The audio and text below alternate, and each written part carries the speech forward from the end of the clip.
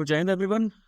कैसे हैं आप सब? आई होप आप सब एकदम बढ़िया कर रहे होंगे। मुश्किलें होंगी, दिक्कतें होंगी, घर में, पढ़ाई में और भी बहुत सारी जगह, लेकिन आप लोगों से लड़ रहे हैं ऐसा मुझे लगता है। क्योंकि एक एस्पिरेंट जो है ना, वो लड़ना जानता है। ठीक है, मैंने भी लड़ाई की है, आप लोग भी लड़ रहे होंगे। ये स्ट्रगल का पार्ट है। ये बहुत याद आता है जब हमें किसी सर्टेन जगह पर पहुंच जाते हैं। ठीक है, चलो अब हम वीकली करंट अफेयर्स जैसे मैम हम लोग कवर कर रहे थे, तो हम जुलाई के सेकंड वाले करंट अफेयर्स पर आ चुके हैं, है ना। 9 जुलाई से लेके 16 जुलाई के जो करंट अफेयर्स है उनको हम स्टार्ट करने जा रहे हैं। इससे पहले आपको बता दूं कि CAPF असिस्टेंट कमांडेंट 2025 का बैच जो है हमने लॉन्च कर दिया है और ये 1 जनवरी से स्टार्ट होगा। इसकी डिटेल आप प्रीवियस वीडियोस में देख सकते हैं। प्लस NDA 2025 का जो अल्फा बैच है, ये बैच भी हमारा लॉन्च हो चुका है और ये भी आप ज्वाइन कर सकते हैं। ठीक है, ये भाई बैच हमारा 18 नवंबर से स्टार्ट होगा, मतलब 2-4 दिन रह गए हैं। आप लोग अपनी सीट्स को सिक्योर कीजिए। इस बैच का नाम है चीता। और CDS का जो बैच भाई हमारा रहेगा, CDS 1 2025 का सेकेंड बैच, एक बैच तो ऑलरेडी रनिंग है ना। तो जो सेकेंड बैच रहेगा यानी कि बसंतर 2 जो रहेगा, वो आपका स्टार्ट होगा 1 जनवरी से वो भी स्टार्ट करेंगे हम लोग। और उसके इनरोलमेंट जो है वो दिसंबर से स्टार्ट हो। ठीक है, चलिए स्टार्ट करते हैं करंट अफेयर्स को। सबसे पहले आ जाता है कि Russian missiles hit children's cancer hospital in Kyiv, जो कि यूक्रेन में है ना। तो जब ऐसे इंसिडेंट्स होते हैं तो एथिक्स ऑफ वॉर पे चर्चाएं छिड़ जाती हैं कि भाई वॉर जस्टिफाइड है कि नहीं है ना। अब जैसे कि अगर हम बात करें टोल्स्टॉयन व्यू की, टोल्स्टॉय एक राइटर थे, है ना। अगर हम टोल्स्टॉयन व्यू की बात करते तो उनके हिसाब से वॉर एक क्राइम है सारे सर्कमस्टेंसेस में, है ना। जबकि एक जस्ट वॉर की थ्योरी भी आती है। ये पॉलिटिकल एंगल से बहुत ज्यादा जरूरी है, ये आपसे पूछे जा सकते हैं, है ना। जस्ट वॉर की थ्योरी जो है वो ये प्रिज्यूम करती है कि लेजिटिमेट यूजेस वॉर के किए जा सकते हैं सर्टेन सर्कमस्टांसेस में, जैसे कि इसराइल ने आपका किया हमास पे, है ना। तो हमास ने उनके बहुत सारे लोगों को मार दिया। अब अगर हम जस्ट वॉर थ्योरी की बात करें तो भाई इसको वैदिक लिटरेचर में भी फोकस किया गया है, महाभारत वगैरह में भी इस पर फोकस दिया गया है, जिसको हम हिंदी में न्याय का युद्ध बोलते हैं, धर्म युद्ध बोलते हैं, है ना। वेस्ट में भाई हमारे बहुत सारे थिंकर्स रहे हैं, जैसे कि एरिस्टोटल हैं। ठीक है, एरिस्टोटल के अलावा सिसेरो हैं, सिसेरो के अलावा आपके अगस्टाइन हैं। ये सब जो है इन्होंने भी जस्ट वॉर की फिलोसफी को सपोर्ट किया है। अब इसमें क्या आ जाता है, इसमें बहुत सारे अलग अलग कंपोनेंट्स आ जाते हैं। जैसे कि एक आ जाता है जस्ट एड बेलम, है ना। जस्ट एड बेलम ये आपसे पूछा जा सकता है। इसका मतलब होता है moral justification for going to war, है ना। यानी कि वॉर का एक कॉज होना चाहिए, वो जस्ट होना चाहिए। ठीक है, राइट अथॉरिटी होनी चाहिए डिसीजन लेने की, और वॉर जो है उसको अंतिम यानी कि लास्ट रिजॉर्ट के तौर पे अपनाना चाहिए, है ना, जो कि महाभारत के केस में हुआ। फिर एक आ जाता है जस्ट इन बेलो, यानी कि moral principles to follow during war. इसमें प्रिजनर्स का ट्रीटमेंट कैसे किया जाएगा, सिविलियंस की प्रोटेक्शन कैसे की जाएगी, डिस्प्रोपोर्शनेट यूज फोर्स का जो है वो नहीं किया जाना चाहिए। और फिर एक आ जाता है जस्ट पोस्ट बेलम, यानी कि वॉर के बाद की सिचुएशन, वॉर के बाद में जो जस्टिस है वो किस तरीके से दिया जाए। नेक्स्ट हम बात करेंगे क्वांटम गवर्नेंस की। तो वर्ल्ड इकोनॉमिक फोरम WEF, ये आपकी one of the first organization है जिन्होंने क्वांटम कंप्यूटिंग गवर्नेंस के बारे में बात की। क्वांटम गवर्नेंस की बात करें तो ये एक ऐसा फ्रेमवर्क आ जाता है, ठीक है, जो कि principles of transparency, inclusiveness, accessibility, non maleficence, equitability, accountability और कॉमन गुड्स पर बेस्ड है। फिर हम बात करेंगे union cabinet approves India signing of the biodiversity beyond national jurisdiction agreement. ठीक है, ये एग्रीमेंट आपका किसके अंडर में आ जाता है, ये अनक्लॉज के अंडर में आ जाता है। अनक्लॉज क्या है? UNCLOS is united nations conventions on laws of the sea. ठीक है, ये आपका conservation of marine biological diversities of area beyond national jurisdiction वाला भाई हमारा एग्रीमेंट है। इसको हाई सीज ट्रीटी भी कहा जाता है। हाँ, आप इसको हाई सीज ट्रीटी भी कह सकते हैं। अभी हाई सीज क्या होते हैं?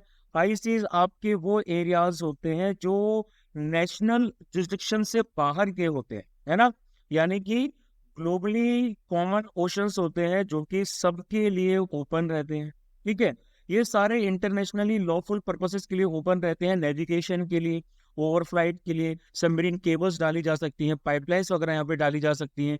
इसको 2023 में inter governmental conference on marine biodiversity of areas beyond national jurisdiction के दौरान ही एक्सेप्ट किया गया था, ठीक है। ये इंटरनेशनल लॉ बन जाएगा जब इसको एटलीस्ट 60 कंट्रीज क्या करेंगी, इसको साइन करेंगी और इसको रेटिफाइड भी करेंगी, ठीक है। ये थर्ड इम्प्लीमेंटिंग एग्रीमेंट आ जाता है अनक्लॉज का। इससे पहले 1994 में आपका एग्रीमेंट जो साइन किया गया था वो था अनक्लॉज की इम्प्लीमेंटेशन से रिलेटेड, और 1995 में जो एग्रीमेंट साइन किया गया था वो था United nation fish stocks agreement. Ministry of earth sciences जो भाई इंडिया में है वो इसको इम्प्लीमेंट कर रही है।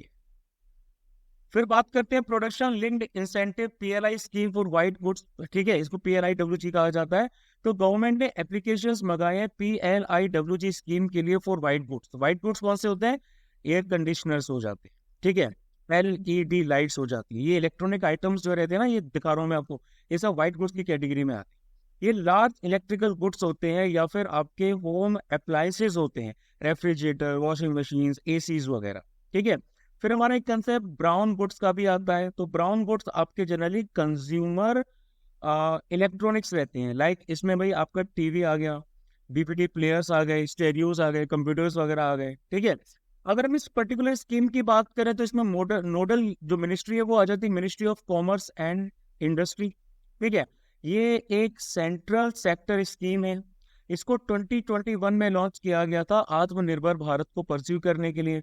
फाइनेंशियल इंसेंटिव्स दिए जाते हैं एप्लीकेंट्स को, यानी कि 4 से लेके 6% का इंक्रीमेंटल सेल्स का, यानी कि नेट ऑफ टैक्सेस का जो है वो दिया जाता है। बेस ईयर लिया जाता है 2019 से लेके 2020। इसका टेन्योर 21 से लेके 29 तक है। फिर बात करेंगे वर्ल्ड्स ओल्डेस्ट केव पेंटिंग की। तो भाई साइंटिस्ट ने वर्ल्ड की ओल्डेस्ट नोन केव पेंटिंग को, ठीक है, ढूंढ के निकाला है, और ये जो जगह है ये है लियांग करामपुआंग, ठीक है। लियांग करामपुआंग केव है जो कि सिचुएटेड है सुलावेशी में, और ये लाई करता है इंडोनेशिया में, ठीक है। ये भाई आपका इसकी डेटिंग अराउंड 2100 ईयर्स के आसपास इन्होंने की है। इससे पहले जो ओल्डेस्ट नोन पेंटिंग थी वो भी सुलावासी के लियांग, एक दूसरी जगह थी भाई, उसका नाम है लियांग केडोंग वे केव, ठीक है, ये आ जाती है, जिसकी डेटिंग 45,500 ईयर्स जो है वो की गई थी, ठीक है। कुछ ये मानते हैं कि जो पेंटिंग आपके स्पेन में आती है भाई, स्पेन की एक जगह है, इसको कहा जाता है माल्ट्रा बाइसो, ठीक है, ये स्पेन में लाई करती है।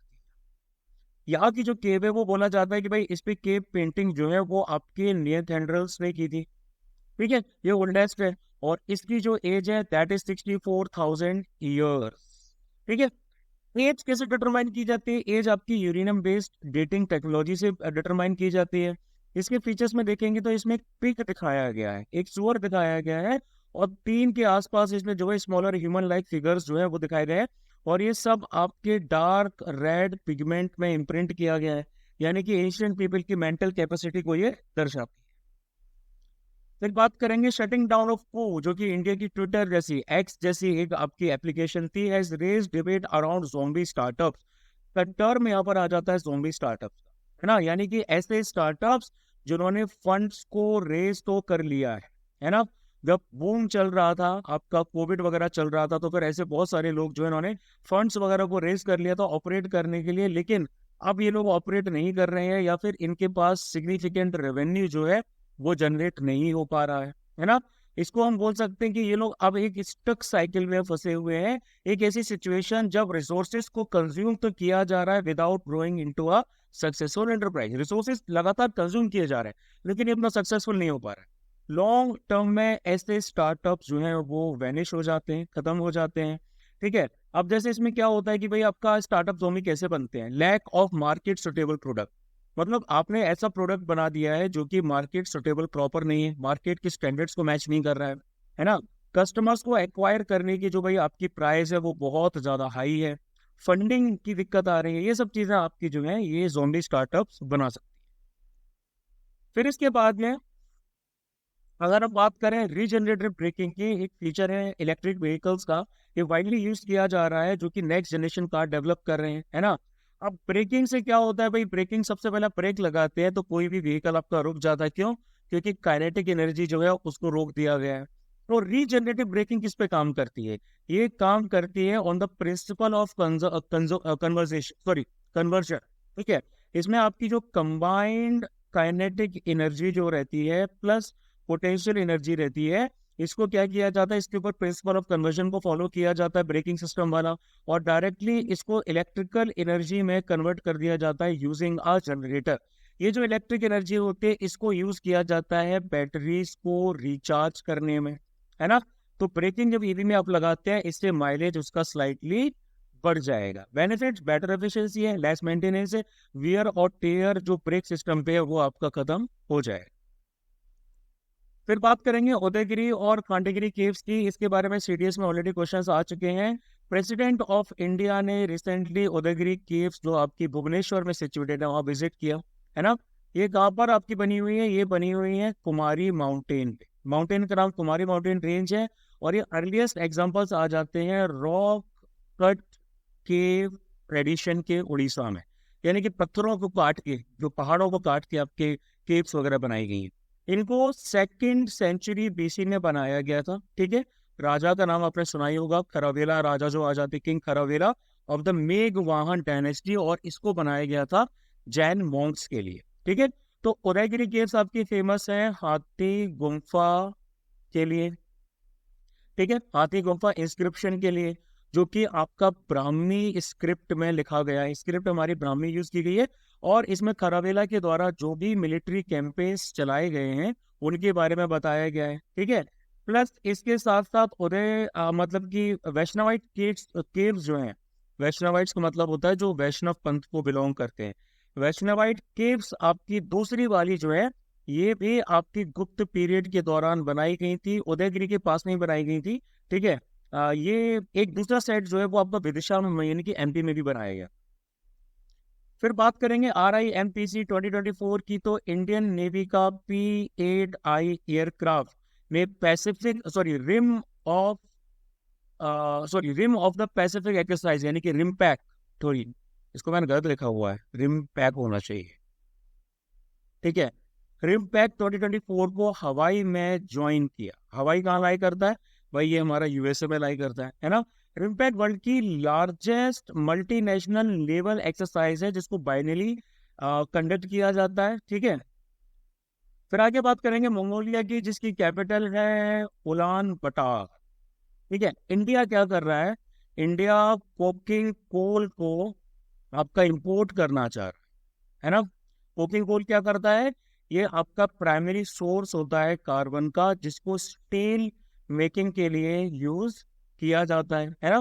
तो हम कहाँ से इंपोर्ट कर रहे हैं? हम मंगोलिया से इंपोर्ट करना चाह रहे हैं ट्रायल बेसिस पे। मंगोलिया एक लैंड लॉक्ड कंट्री है, इसके आसपास कोई भी समुद्र नहीं है, जो कि लाई करती है नॉर्थ सेंट्रल एशिया में, ठीक है। नॉर्थ एंड सेंट्रल एशिया में भाई ये लाई करती है। लैंड बाउंड्री की तरफ देखें तो भाई नॉर्थ में आ जाता है रशिया, और चाइना आ जाता है साउथ में, ठीक है। वैसे ओवरऑल देखा जाए तो मंगोलिया को हम लोग एक प्लेट्यू के तौर पे रेफर करते हैं, यानी कि थोड़ा सा उठा हुआ इलाका, ठीक है। मेजर माउंटेन चेन में यहाँ पर अल्टाई आ जाती है, इसके साथ साथ खंगई आ जाती है, और खिंती आ जाती है। लॉन्गेस्ट रिवर यहाँ की है ऑर्खोन। ऑर्खोन रिवर है भाई। ऑर्खोन वैली जो है उसको यूनेस्को वर्ल्ड हेरिटेज साइट का दर्जा भी दिया गया है। यहाँ पर लार्जेस्ट फ्रेश वाटर लेक आ जाता है, जिसको कहा जाता है लेक फुक्सगुल। फुक्सगुल कहा जाता है, यानी कि it is called as a younger sister to lake Baikal, जो रशिया में लाई करता है, ठीक है। यहाँ पे कोल, गोल्ड, कॉपर, लिथियम, फ्लोरस्पार वगैरह पाया जाता है। फिर बात करेंगे supreme court issues guidelines against stereotyping of differently abled in visual media and films. तो सुप्रीम कोर्ट ने ये ऑब्जर्व किया है कि भाई स्टीरियोटाइपिंग की जा रही है डिफरेंटली एबल्ड पर्सन्स की, है ना। इसकी वजह से उनके साथ डिस्क्रिमिनेशन बढ़ता है, इनके साथ असमानताएं यानी कि इन इक्वालिटी जो है वो भी बढ़ती है। स्टीरियोटाइपिंग होता क्या है? स्टीरियोटाइपिंग का मतलब होता है किसी के दिमाग में प्री कंसीव्ड नोशन होना, स्पेसिफिक आइडियाज होना, भाई स्पेसिफिक बिलीव्स होना, स्पेसिफिक एजम्पशन होना, थॉट्स होना इंडिविजुअल्स के बारे में, जो कि डिपेंड करता है कि भाई वो किस ग्रुप के मेंबर हैं, है ना, वो किस कैटेगरी को बिलोंग करते हैं, उनके इंडिविजुअल कैरेक्टरिस्टिक्स पे ध्यान नहीं दिया जाता, है ना। तो भाई इसमें की गाइडलाइंस की बात करें तो जैसे कि central board of film certification है, उनको एक्सपर्ट्स को ओपिनियन लेना होगा डिसेबिलिटी पे, इस जिससे पहले कि भाई वो ऐसी फिल्म्स को स्क्रीन करें जो कि आपकी डिसेबिलिटी पे बेस्ड है ना। फिर इसके बाद यहाँ एक प्रिंसिपल आ जाता है, इसको बोला जाता है नथिंग अबाउट अस विदाउट अस। ये जो प्रिंसिपल है इसको फॉलो किया जाएगा इंक्लूसिविटी फॉलो करने के लिए, यानी कि इंक्लूसिव करने के लिए कि भाई ये भी आपके शामिल किए गए हैं। विजुअल मीडिया क्या करेगा? डाइवर्स रियलिटीज जो हैं, जो आपके पीडब्ल्यूडीज आ जाते हैं, पर्सन विद डिसेबिलिटीज आ जाते हैं, उनके बारे में शोकेस करेगा, उनके चैलेंजेस के बारे में, सक्सेसेस के बारे में, टैलेंट्स के बारे में, सोसाइटी में कंट्रीब्यूशन की वजह से, है ना। तो फिल्म और विजुअल मीडिया कंटेंट आपका एक्यूरेट रिप्रेजेंटेशन करेगा उनकी मेडिकल कंडीशन का, जैसा पॉसिबल हो सकता है, रादर देन कि उनका मजाक उड़ाया जाए।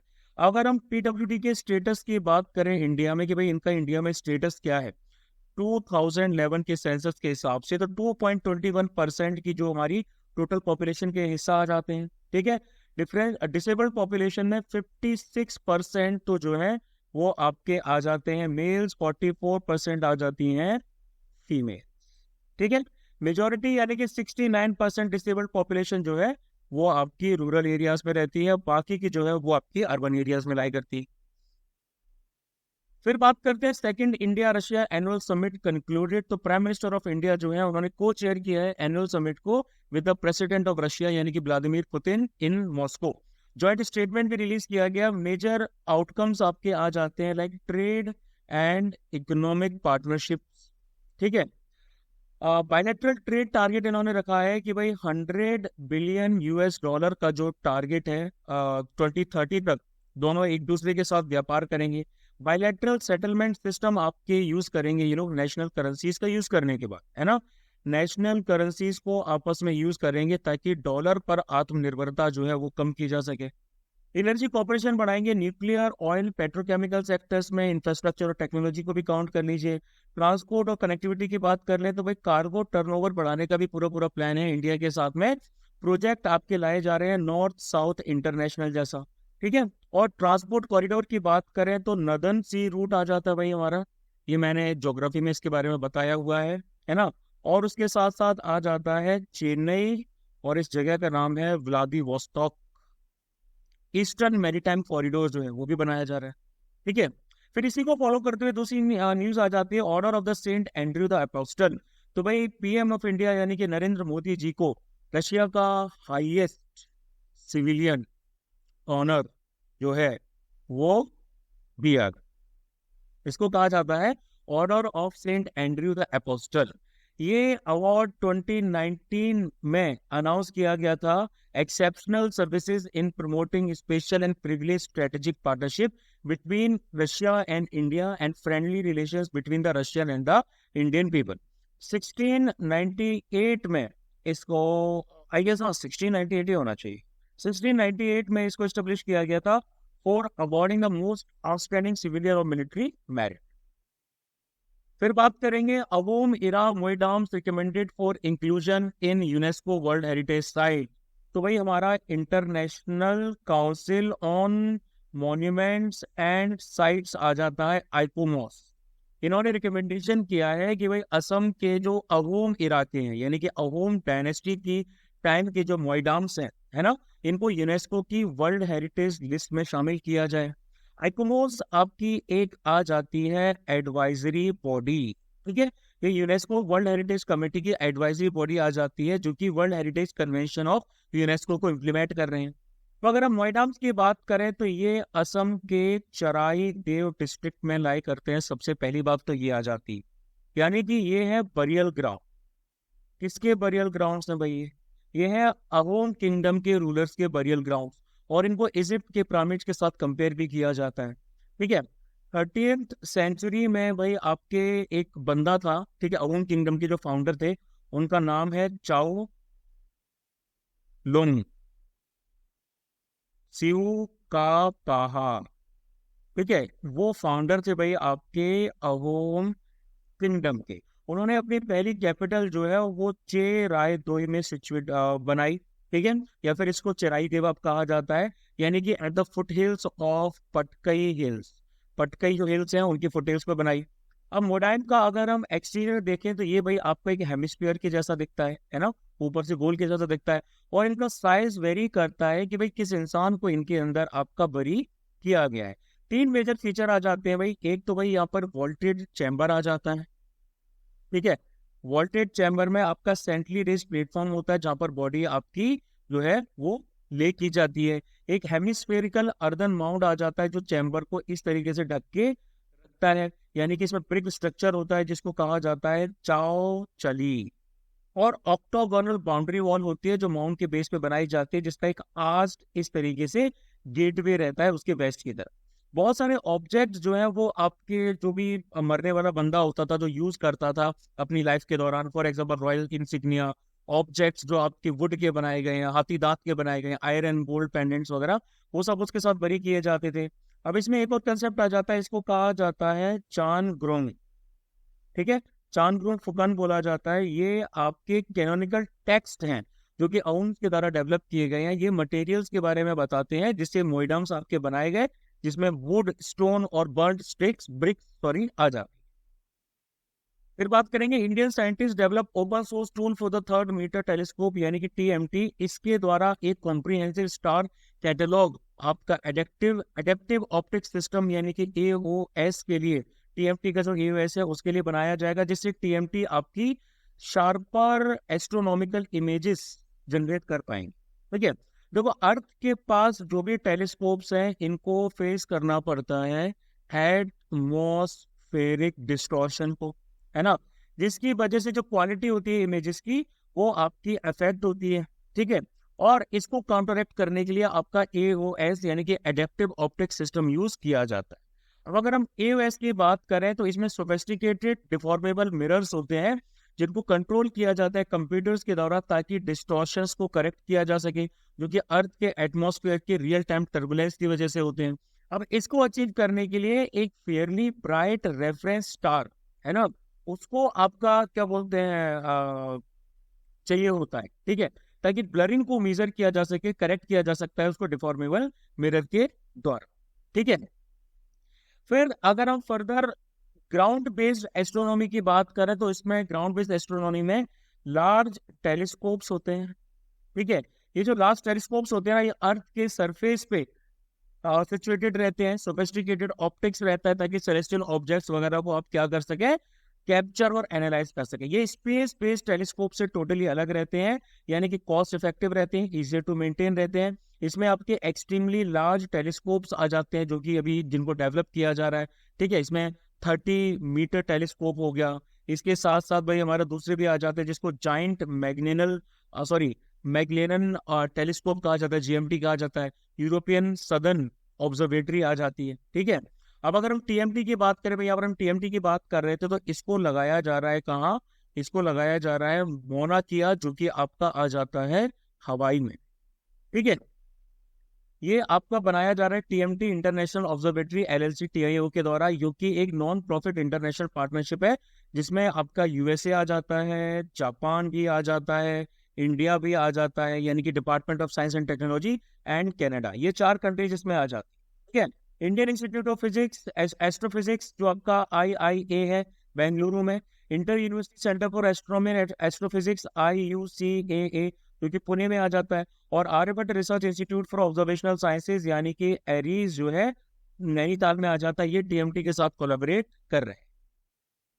फिर बात करेंगे कार्बोनेट कंपेंसेशन डेप्थ यानी कि सीसीडी की। तो रिसर्च आपकी की गई है जिससे ये पता चलता है कि सीसीडी आपका जो है वो एक्सपेंड कर रहा है, ठीक है। यानी कि इसको डिफाइन कैसे करते हैं, इसको डिफाइन करते हैं वाटर डेप्थ के तौर पे, है ना। at the water depth at which the rate of supply of calcium carbonate from the surface is equal to the rate of dissolution, deep ocean में क्या होता है, कार्बोनेट पार्टिकल्स जो आपके बॉटम सेडिमेंट्स होते हैं ना, वो सप्लाई किए जाते हैं डाई ऑफ सरफेस प्लांक्टन से। जब आपकी सरफेस की प्लांक्टन जब मरने लगती है तो उससे भाई ये आपके कार्बोनेट के जो कैल्शियम कार्बोनेट है वो आपका बढ़ जाता है, ठीक है, जो कि कैल्शियम कार्बोनेट को सिक्रीट करते हैं, या फिर शेल्स वगैरह का कंसंट्रेशन यहाँ पर बढ़ जाता है।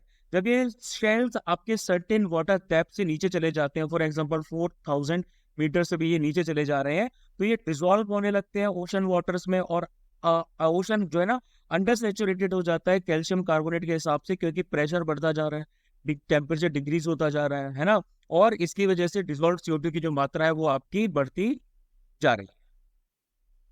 फिर बात करेंगे फाइनेंशियल इंक्लूजन इंडेक्स की, तो आरबीआई ने फाइनेंशियल इंक्लूजन इंडेक्स को मार्च 2024 के लिए इशू कर दिया है, इसको रिलीज कर दिया है।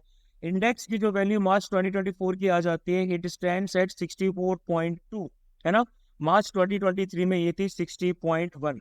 अब ये होता क्या है, ये आपका एक कॉम्प्रिहेंसिव इंडेक्स होता है जिसमें बैंकिंग की डिटेल्स होती हैं, इन्वेस्टमेंट्स, इंश्योरेंस, पोस्टल के साथ साथ पेंशन वाले सेक्टर्स होते हैं, उन सब की इसमें आपकी डिटेल्स रहती हैं, ठीक है। ये फाइनेंशियल इंक्लूजन को देखता है कि भाई पूरी कंट्री में कितने लोगों तक फाइनेंशियल सर्विसेज पहुंच रही हैं। तो भाई इसमें सिंगल वैल्यू इंडेक्स आ जाता है, एक तो भाई इसमें जो है वो आ जाता है सिंगल वैल्यू इंडेक्स, यानी कि 0 से लेके 100 तक।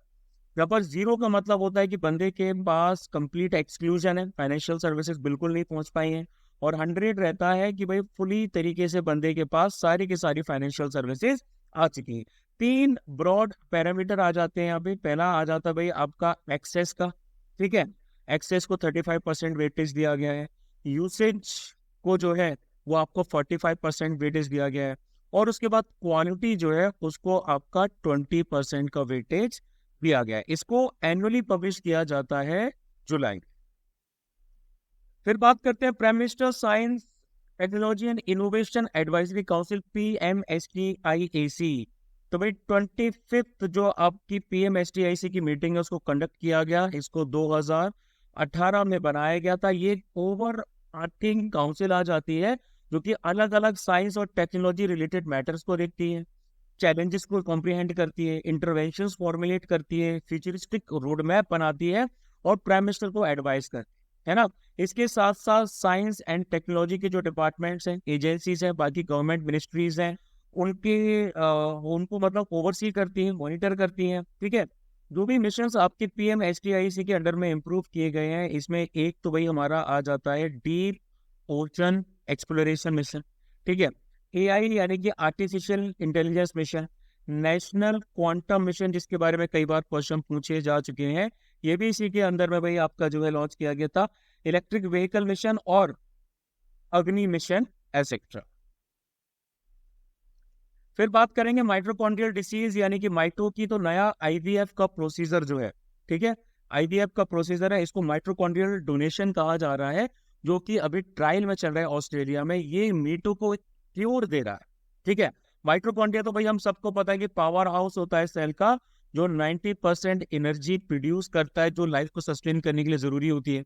अब अगर हम मीटो की बात करें तो भाई ये एक इनहेरिटेड यानी कि माँ बाप से बच्चों को मिलने वाली मेटाबॉलिक कंडीशन होती है, ठीक है, जो कि आपकी जेनेटिक म्यूटेशन की वजह से होती है, और ये जो जेनेटिक म्यूटेशन होता है ये होता है DNA में, है ना। यानी कि इसके द्वारा माइटोकॉन्ड्रिया की जो एबिलिटी होती है, जिसके द्वारा वो क्या करता है, फूड को और ऑक्सीजन को एनर्जी में कन्वर्ट करता है, वो भाई रुक जाता है, ठीक है। भाई दो तरह के भाई यहाँ पर आ जाते हैं, क्योंकि हमारे DNA भी दो तरह के रहते हैं ना। न्यूक्लियर DNA जो कि दोनों पेरेंट्स से आ जाते हैं, है ना। न्यूक्लियर DNA तो भाई जो है वो बोथ पेरेंट्स से मिल जाते हैं, और माइटोकॉन्ड्रिया का DNA आ जाता है जो कि सिर्फ मदर से ही प्राप्त होता है।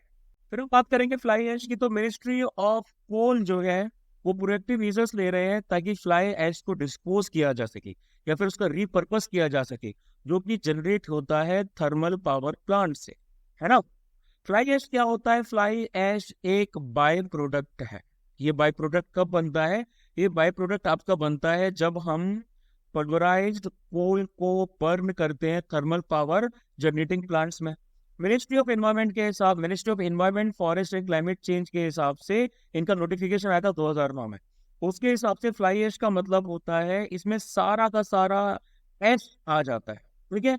यानी कि इलेक्ट्रोस्टैटिक प्रेसिपिटेटर भी आ जाता है, ठीक है, ऐश आ जाती है। आपका ड्राई फ्लाई ऐश भी आ जाती है। बॉटम ऐश जो है उसको भी इंक्लूड किया जाता है, पॉन्ड ऐश, एंड उसके साथ साथ माउंट ऐश को भी इसमें शामिल किया जाता है। इसकी कंपोजिशन की बात करें तो इसके अंदर पाया जाता है सिलिकॉन डाइऑक्साइड, कैल्शियम ऑक्साइड पाया जाता है, और एल्यूमिनियम ऑक्साइड भी इसके अंदर पाया जाता है। इससे बिल्डिंग मटेरियल्स बनाए जाते हैं। सीमेंट के रिप्लेसमेंट के तौर पर इसको इस्तेमाल किया जाता है। सॉइल फर्टिलिटी को इनहेंस भी इसके द्वारा किया जाता है, ठीक है। फिर आगे बात करेंगे वचन लिटरेचर की।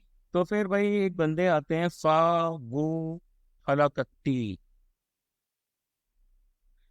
ये रिनाउंड है काफी ज्यादा, क्योंकि वचन लिटरेचर को इन्होंने रिवाइव किया था, राइविटलाइज किया था। इनको उनकी बर्थ एनिवर्सरी पे रिमेम्बर किया गया। वचन लिटरेचर की अगर हम बात करें तो इसका मतलब होता है वचन, यानी कि जिसको बोला गया है, दैट विच इज स्पोकन, ठीक है। ये भाई हमारा वचन होता है, इसका मतलब होता है वचन, है ना। ये आपकी कन्नड़ रिदमिक कंपोजिशन होते हैं, इसको कन्नड़ पोइट्री के तौर पे भी जाना जाता है। 11th सेंचुरी में ये ओरिजिनेट हुए और तकरीबन 12th सेंचुरी तक काफी अच्छे से थ्राइव किया as the element of the Sharan movement, ठीक है। ये शरण मूवमेंट के भी पार्ट काउंट किए जाते हैं। अब इस पूरे शरण मूवमेंट को कर्नाटक में भाई किसने स्पीयर हेड किया था, किसने लीड किया था, तो वो थे भाई हमारे बसवन्ना जी, ठीक है। उसके साथ साथ एक और आ जाते हैं, इनका नाम है मदारा चिनैया। ये आपके 11th सेंचुरी कोबलर सेंट हैं, जो कि वेस्टर्न चालुक्यों के रूल के दौरान एग्जिस्ट कर रहे थे, उस टाइम पे ही जिंदा थे ये, और उनको फादर ऑफ वचन पोएट्री कहा जाता है सर्टेन रिसर्चर्स के द्वारा। फिर हम बात करेंगे करतारपुर कॉरिडोर के बारे में। तो देखो भाई बात क्या है कि रिसेंटली पाकिस्तान ने अपने हिस्से का जो ब्रिज था करतारपुर कॉरिडोर, जीरो लाइन के पास में, वो बना लिया है, क्योंकि उनके पास आ गए हैं ठीक ठाक पैसे, ठीक है। ये कॉरिडोर क्या करता है, ये कॉरिडोर आपका गुरुद्वारा जो साहिब है, ठीक है, सॉरी गुरुद्वारा दरबार साहिब जो है, उसको पाकिस्तान से लिंक करता है, ठीक है। ये फाइनल रेस्टिंग प्लेस है सिखिज्म फाउंडर गुरु नानक देव की, ठीक है। यहाँ पर डेरा बाबा नानक श्राइन भी है गुरदासपुर डिस्ट्रिक्ट में, जो इंडिया के पंजाब स्टेट में आ जाती है। जो गुरु नानक देव के फॉलोअर्स थे, उन्होंने डेरा बाबा नानक टाउन जो है वो भी बनाया था। तो गुरुद्वारा डेरा बाबा नानक जो है वो आपका इंडो पाकिस्तान बॉर्डर से 1 किलोमीटर की दूरी पर सिचुएटेड है, और यहाँ पर आपका ईस्टर्न बैंक आ जाता है रावी नदी का, ठीक है। जबकि करतारपुर जो आपका है, देखो भाई यहाँ पर भाई हमारा आ जाता है गुरुद्वारा डेरा बाबा नानक, और ये ईस्ट वाली साइड है, और वेस्टर्न साइड पे आपका जो है वो करतारपुर साहिब आ जाता है। उसके बाद में सुप्रीम कोर्ट ने वेस्ट बंगाल की सूट जो है, जिसमें उन्होंने एक्यूज किया है यूनियन गवर्नमेंट को, सीबीआई को स्टेट कंसेंट के बिना यूज करने के लिए, उसको अपहोल्ड किया है। इस सूट में क्या है कि स्टेट ने एक्यूज किया है यूनियन गवर्नमेंट को कि भाई आप जो है वो कॉन्स्टिट्यूशनल ओवर रीच कर रहे हैं, ठीक है। यानी कि आप संविधान से पढ़ के काम कर रहे हैं, ओवर रीच कर रहे हैं, ठीक है। और ये वायलेशन है भाई हमारा फेडरलिज्म का, यानी कि स्टेट और जो केंद्र सरकार के बीच के रिलेशंस हैं उनको फेडरल प्रिंसिपल्स कहा जाता है, उनको आप वायलेट कर रहे हैं। आप यूनिलैटरली एम्प्लॉय कर रहे हैं सेंट्रल ब्यूरो ऑफ इन्वेस्टिगेशन को स्टेट की प्रायर कंसेंट के बिना। ये जो सूट है इसको article 131 of the Indian constitution के तहत दायर किया गया था। आर्टिकल 131 किसके साथ डील करता है, ये डील करता है सुप्रीम कोर्ट के ओरिजिनल जुरिसडिक्शन के साथ, कि भाई सिर्फ सुप्रीम कोर्ट ही इस मामले को सुन सकती है। इसको ओरिजिनल जुरिसडिक्शन यानी कि अधिकार क्षेत्र कहा जाता है, कि भाई सेंटर और स्टेट्स के बीच के जो झगड़े हैं उनको सुप्रीम कोर्ट ही सुलझाएगा। सीबीआई को क्या करना पड़ता है कि सीबीआई को स्टेट गवर्नमेंट की कंसेंट लेनी पड़ती है पहले, है ना, इससे पहले कि वो किसी स्टेट में किसी पर्टिकुलर क्राइम के बारे में इन्वेस्टिगेट कर सके। तो ये जो पावर ऑफ कंसेंट है ना, ये दिल्ली स्पेशल पुलिस एस्टेब्लिशमेंट यानी कि DSPE एक्ट 1946 है, उसके अंडर में आ जाती है, ठीक है। कंसेंट जो स्टेट की होती है वो या तो जनरल हो सकती है, जनरल मतलब कि सब चीजों के लिए, या फिर केस के स्पेसिफिक भी हो सकती है, यानी कि किसी पर्टिकुलर केस के रिगार्डिंग में। जनरल कंसेंट में सीबीआई को हर बार नई परमिशन लेने की जरूरत नहीं पड़ती है स्टेट में, जब भी वो एंटर करती है किसी इन्वेस्टिगेशन के लिए। और वेस्ट बंगाल ने जनरल कंसेंट जो है वो भाई आपकी 2018 में हटा ली, ठीक है। और उसके साथ साथ पंजाब वगैरह जो है उन्होंने भी क्या किया था, आपका जनरल कंसेंट विड्रॉ की जा चुकी है। एक्सेप्शंस भी आ जाते हैं जनरल कंसेंट के। सुप्रीम कोर्ट और हाई कोर्ट सीबीआई को ऑर्डर दे सकती है कि आप किसी क्राइम को जाके इन्वेस्टिगेट करिए कंट्री में without the consent of the state. Consent आपका वहां पे अप्लाई नहीं होता जहां पर किसी को रंगे हाथ ब्राइब लेते हुए पकड़ा गया है ना। स्पेसिफिक कंसेंट में सीबीआई जो रहता है उसको स्टेट गवर्नमेंट के पास अप्लाई करना पड़ता है हर बार नए केस के लिए। तो भाई इंडिया ने ह्यूमैनिटेरियन एड जो है वो पपुआ न्यू गिनी जो है वहां पर भेजा है। वहां पे काफी डिवास्टेटिंग लैंडस्लाइड हुआ। तो भाई जो आपका humanitarian assistance and disaster relief यानी कि HADR जो है, जो पपुआ न्यू गिनी को भेजा गया है, इससे इंडिया का कमिटमेंट पता चलता है to the Forum for India Pacific Islands Corporation, FIPIC। ठीक है। अगर हम FIPIC की बात करें तो ये एक मल्टीनेशनल ग्रुपिंग है जो कि 2014 में बनाई गई कॉर्पोरेशन के लिए between India and 14 Pacific island countries. Pacific ocean में सिचुएटेड 14 पैसिफिक आइलैंड कंट्रीज के लिए। इसमें भाई आपकी कुक आइलैंड्स आ जाते हैं। ये रहा भाई हमारा कुक आइलैंड। ठीक है। फिजी जो है भाई आपका, फिजी कहाँ गया, फिजी है, फिजी भी आ गया। किरिबाती जो है, किरिबाती है, किरिबाती आ गया। किरिबाती के बाद आपके आ जाते हैं इसमें मार्शल आइलैंड्स। ये रहे भाई मार्शल आइलैंड्स। माइक्रोनेशिया आ जाता है, ये भाई आपका माइक्रोनेशिया का पार्ट आ गया। माइक्रोनेशिया के अलावा इसमें आ जाता है नरू। नरू कहाँ पर है भाई, गायब सा हो गया है, कि मुझे नहीं दिख रहा है। ठीक है। इसमें आपका जो है वो क्या बोलते हैं नौरू, सॉरी नौरू आ जाता है। इसको नौरू कहा जाता है। नौरू के साथ साथ आपका एक और आ जाता है, इसको न्यूई कहा जाता है। और फिर आपका जो है वो समोआ है, समोआ। ठीक है। समोआ भी आ जाता है। सोलोमन आइलैंड्स आ जाते हैं भाई। ये रहा भाई सोलोमन आइलैंड्स। ये रहा भाई आपका पपुआ न्यू गिनी।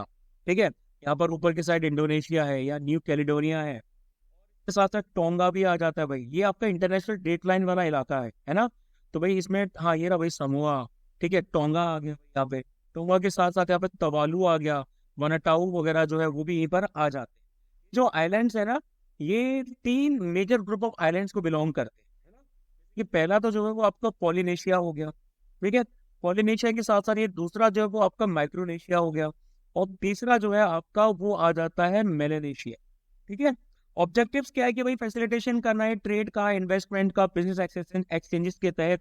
तो FIPIC जो है वो इंडिया की एक्ट ईस्ट पॉलिसी का हिस्सा आ जाता है। Pacific policy and south south cooperation का हिस्सा आ जाता है। और यहाँ पर इंडियन डायस्पोरा जो है भाई आपका फिजी के आसपास और पपुआ न्यू गिनी में भी काफी ज्यादा आ जाता है। फिर हम बात करेंगे IUCN updates the red list of threatened species. तो IUCN ने रेड, ये क्वेश्चन आपका CDS में पूछा गया था। ठीक है। CDS 2 2024 में ये क्वेश्चन हमारे करंट अफेयर से डायरेक्ट आया था।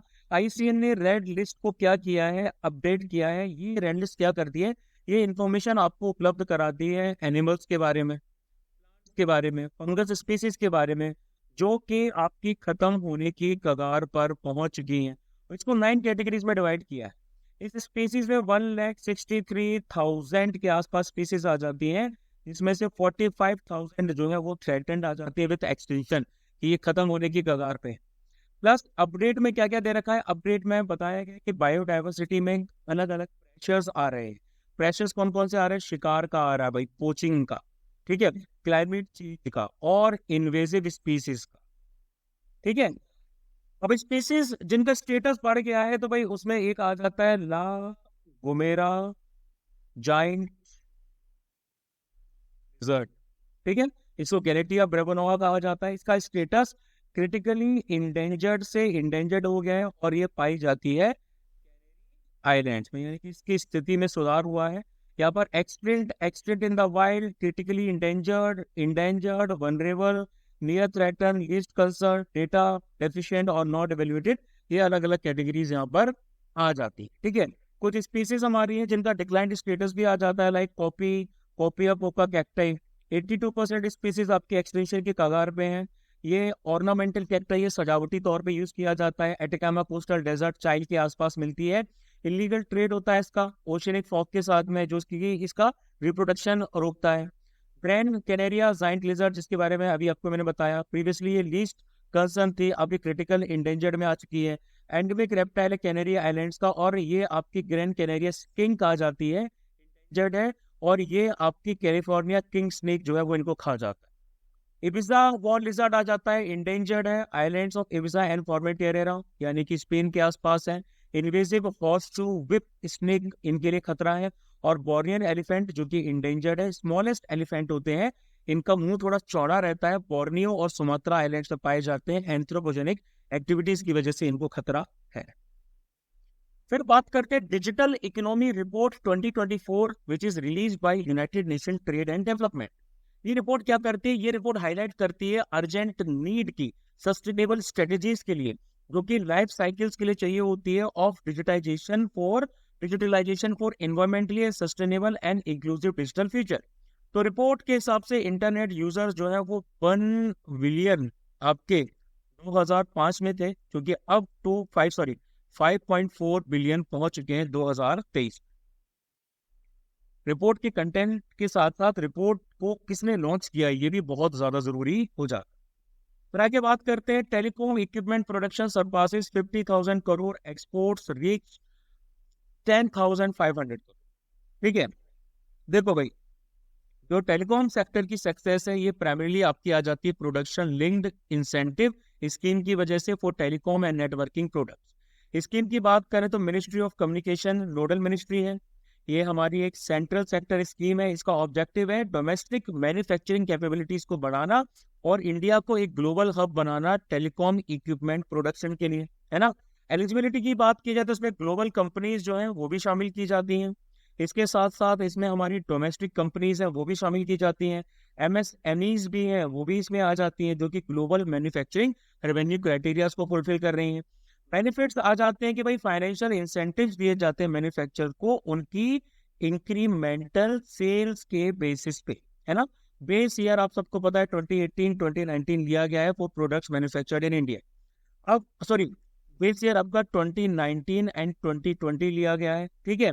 रेट ऑफ इंसेंटिव है 4 से लेके 7% तक आपका आ जाता है MSMEs के लिए, और 4 से लेके 6% आ जाता है बाकी के लिए।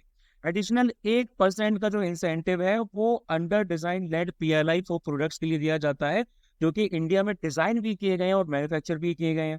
कौन से भाई हमारे फाइनेंशियल इंसेंटिव्स के लिए एलिजिबल प्रोडक्ट्स आ जाते हैं, तो उसमें कोर ट्रांसमिशन का जो इक्विपमेंट है उसको भी शामिल किया जाता है, ठीक है। 4G and 5G next generation radio access network यानी कि जिनको RAN कहा जाता है, वायरलेस इक्विपमेंट स्विचेस रूटर्स वगैरह इसमें आ जाते हैं।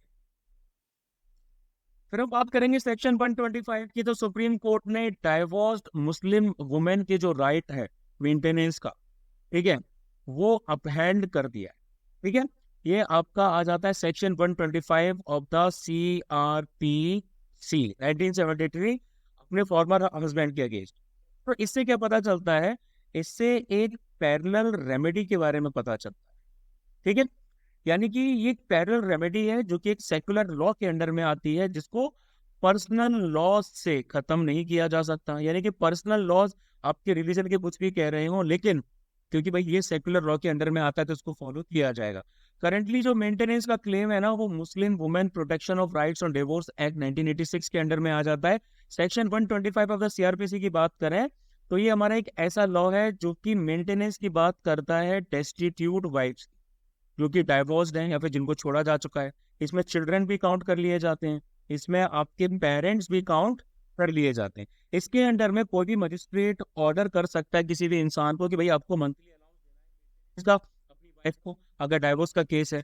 अब इसको भाई रिप्लेस कर दिया गया है भारतीय नागरिक सुरक्षा संहिता यानी कि BNSS से।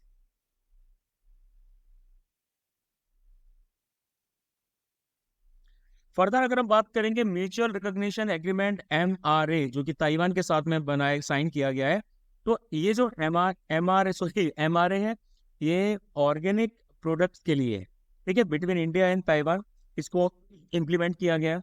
अब अगर हम MRA की बात करें तो एक लैंडमार्क अचीवमेंट है, क्योंकि ये पहला बायलैटरल एग्रीमेंट है ऑर्गेनिक प्रोडक्ट्स का, ठीक है। इम्प्लीमेंटिंग एजेंसीज में भाई हमारी तो आ जाती है अपेडा। अपेडा का फुल फॉर्म आप लोगों को शायद पता होगा। अपेडा का मतलब है agricultural and processed food products export development authority. इसके अंडर में जो भी प्रोडक्ट्स प्रोड्यूस किए जाते हैं, हैंडल्ड किए जाते हैं ऑर्गेनिकली, और जो national programme for organic production यानी कि एनपीओपी को फॉलो करते हैं, उनको ताइवान में सेल के लिए अलाउ कर दिया जाएगा। एनपीओपी एक ऐसा फ्रेमवर्क बताता है, इंस्टीट्यूशनल फ्रेमवर्क बताता है, जिसके द्वारा आपका एक्रीडिटेशन किया जाता है। ठीक है, एक्रीडिटेशन किया जाता है आपका सर्टिफिकेशन बॉडीज का, और सर्टिफिकेशन दिया जाता है ऑर्गेनिक प्रोडक्ट्स का। ठीक है, अब इसके द्वारा भाई हमारे मेजर इंडियन ऑर्गेनिक प्रोडक्ट्स हैं, लाइक राइस हो गया, ठीक है, प्रोसेस फूड हो गया, ये सब कुछ आपका भेजा जा सकता है। फिर बात करेंगे Colombo security conclave officially included Bangladesh as its 5th member. ये एक रीजनल सिक्योरिटी ग्रुपिंग है ना। ये किस लिए बनाई गई है? ये बनाई गई है आपकी मैरीटाइम सिक्योरिटी के लिए, ठीक है, marine pollution response and maritime search and rescue priorities के लिए in the Indian Ocean region. इसको 2011 में बनाया गया था, जो कि एक ट्राइलैटरल मैरीटाइम सिक्योरिटी ग्रुपिंग थी। इसमें सबसे पहले तो इंडिया शामिल था, फिर भाई श्रीलंका भी था साथ में, और उसके बाद था मालदीव। लेटर इसको जो है वो मॉरिशस ने ज्वाइन किया, और अब बांग्लादेश को भी इसमें ज्वाइन कर लिया गया है। इसको रिब्रांड कर दिया गया था CSC के तौर पे 2020 में। इसमें एक ऑब्जर्वर मेंबर भी आ जाता है, जो कि आ जाता है सेचली। फिर हम बात करेंगे उमलिंगला पास की। तो new space research and technologies ने सक्सेसफुली एक 100 kg max take off weight, जिसको MTOW unmanned aerial vehicle UAV आ जाता है, उसको उमलिंगला पास पे उन्होंने टेस्ट किया है।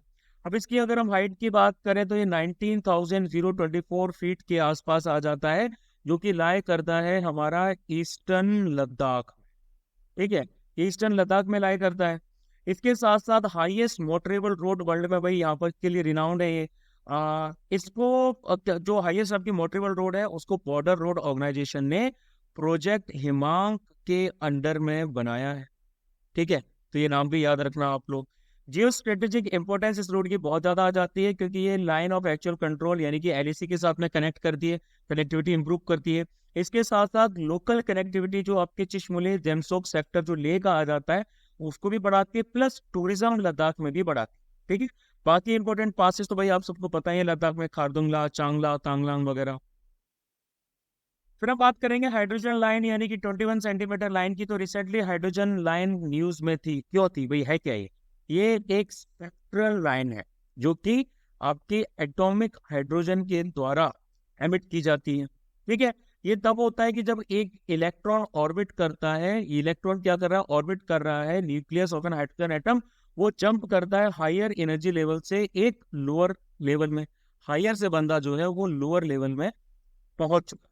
ठीक है, तो ये जब जंप होता है ना, तब आपकी एनर्जी रिलीज होती है, और ये एनर्जी जो है ये रिलीज की जाती है लाइट के फॉर्म में, खासकर 21 सेंटीमीटर की वेवलेंथ के आसपास। ठीक है, इसके रेडियो एस्ट्रोफिजिक्स में बहुत ज्यादा एप्लीकेशंस आ जाते हैं। इससे सोलर सिस्टम और यूनिवर्स की कंपोजिशन और एवोल्यूशन के बारे में स्टडी हो सकती है।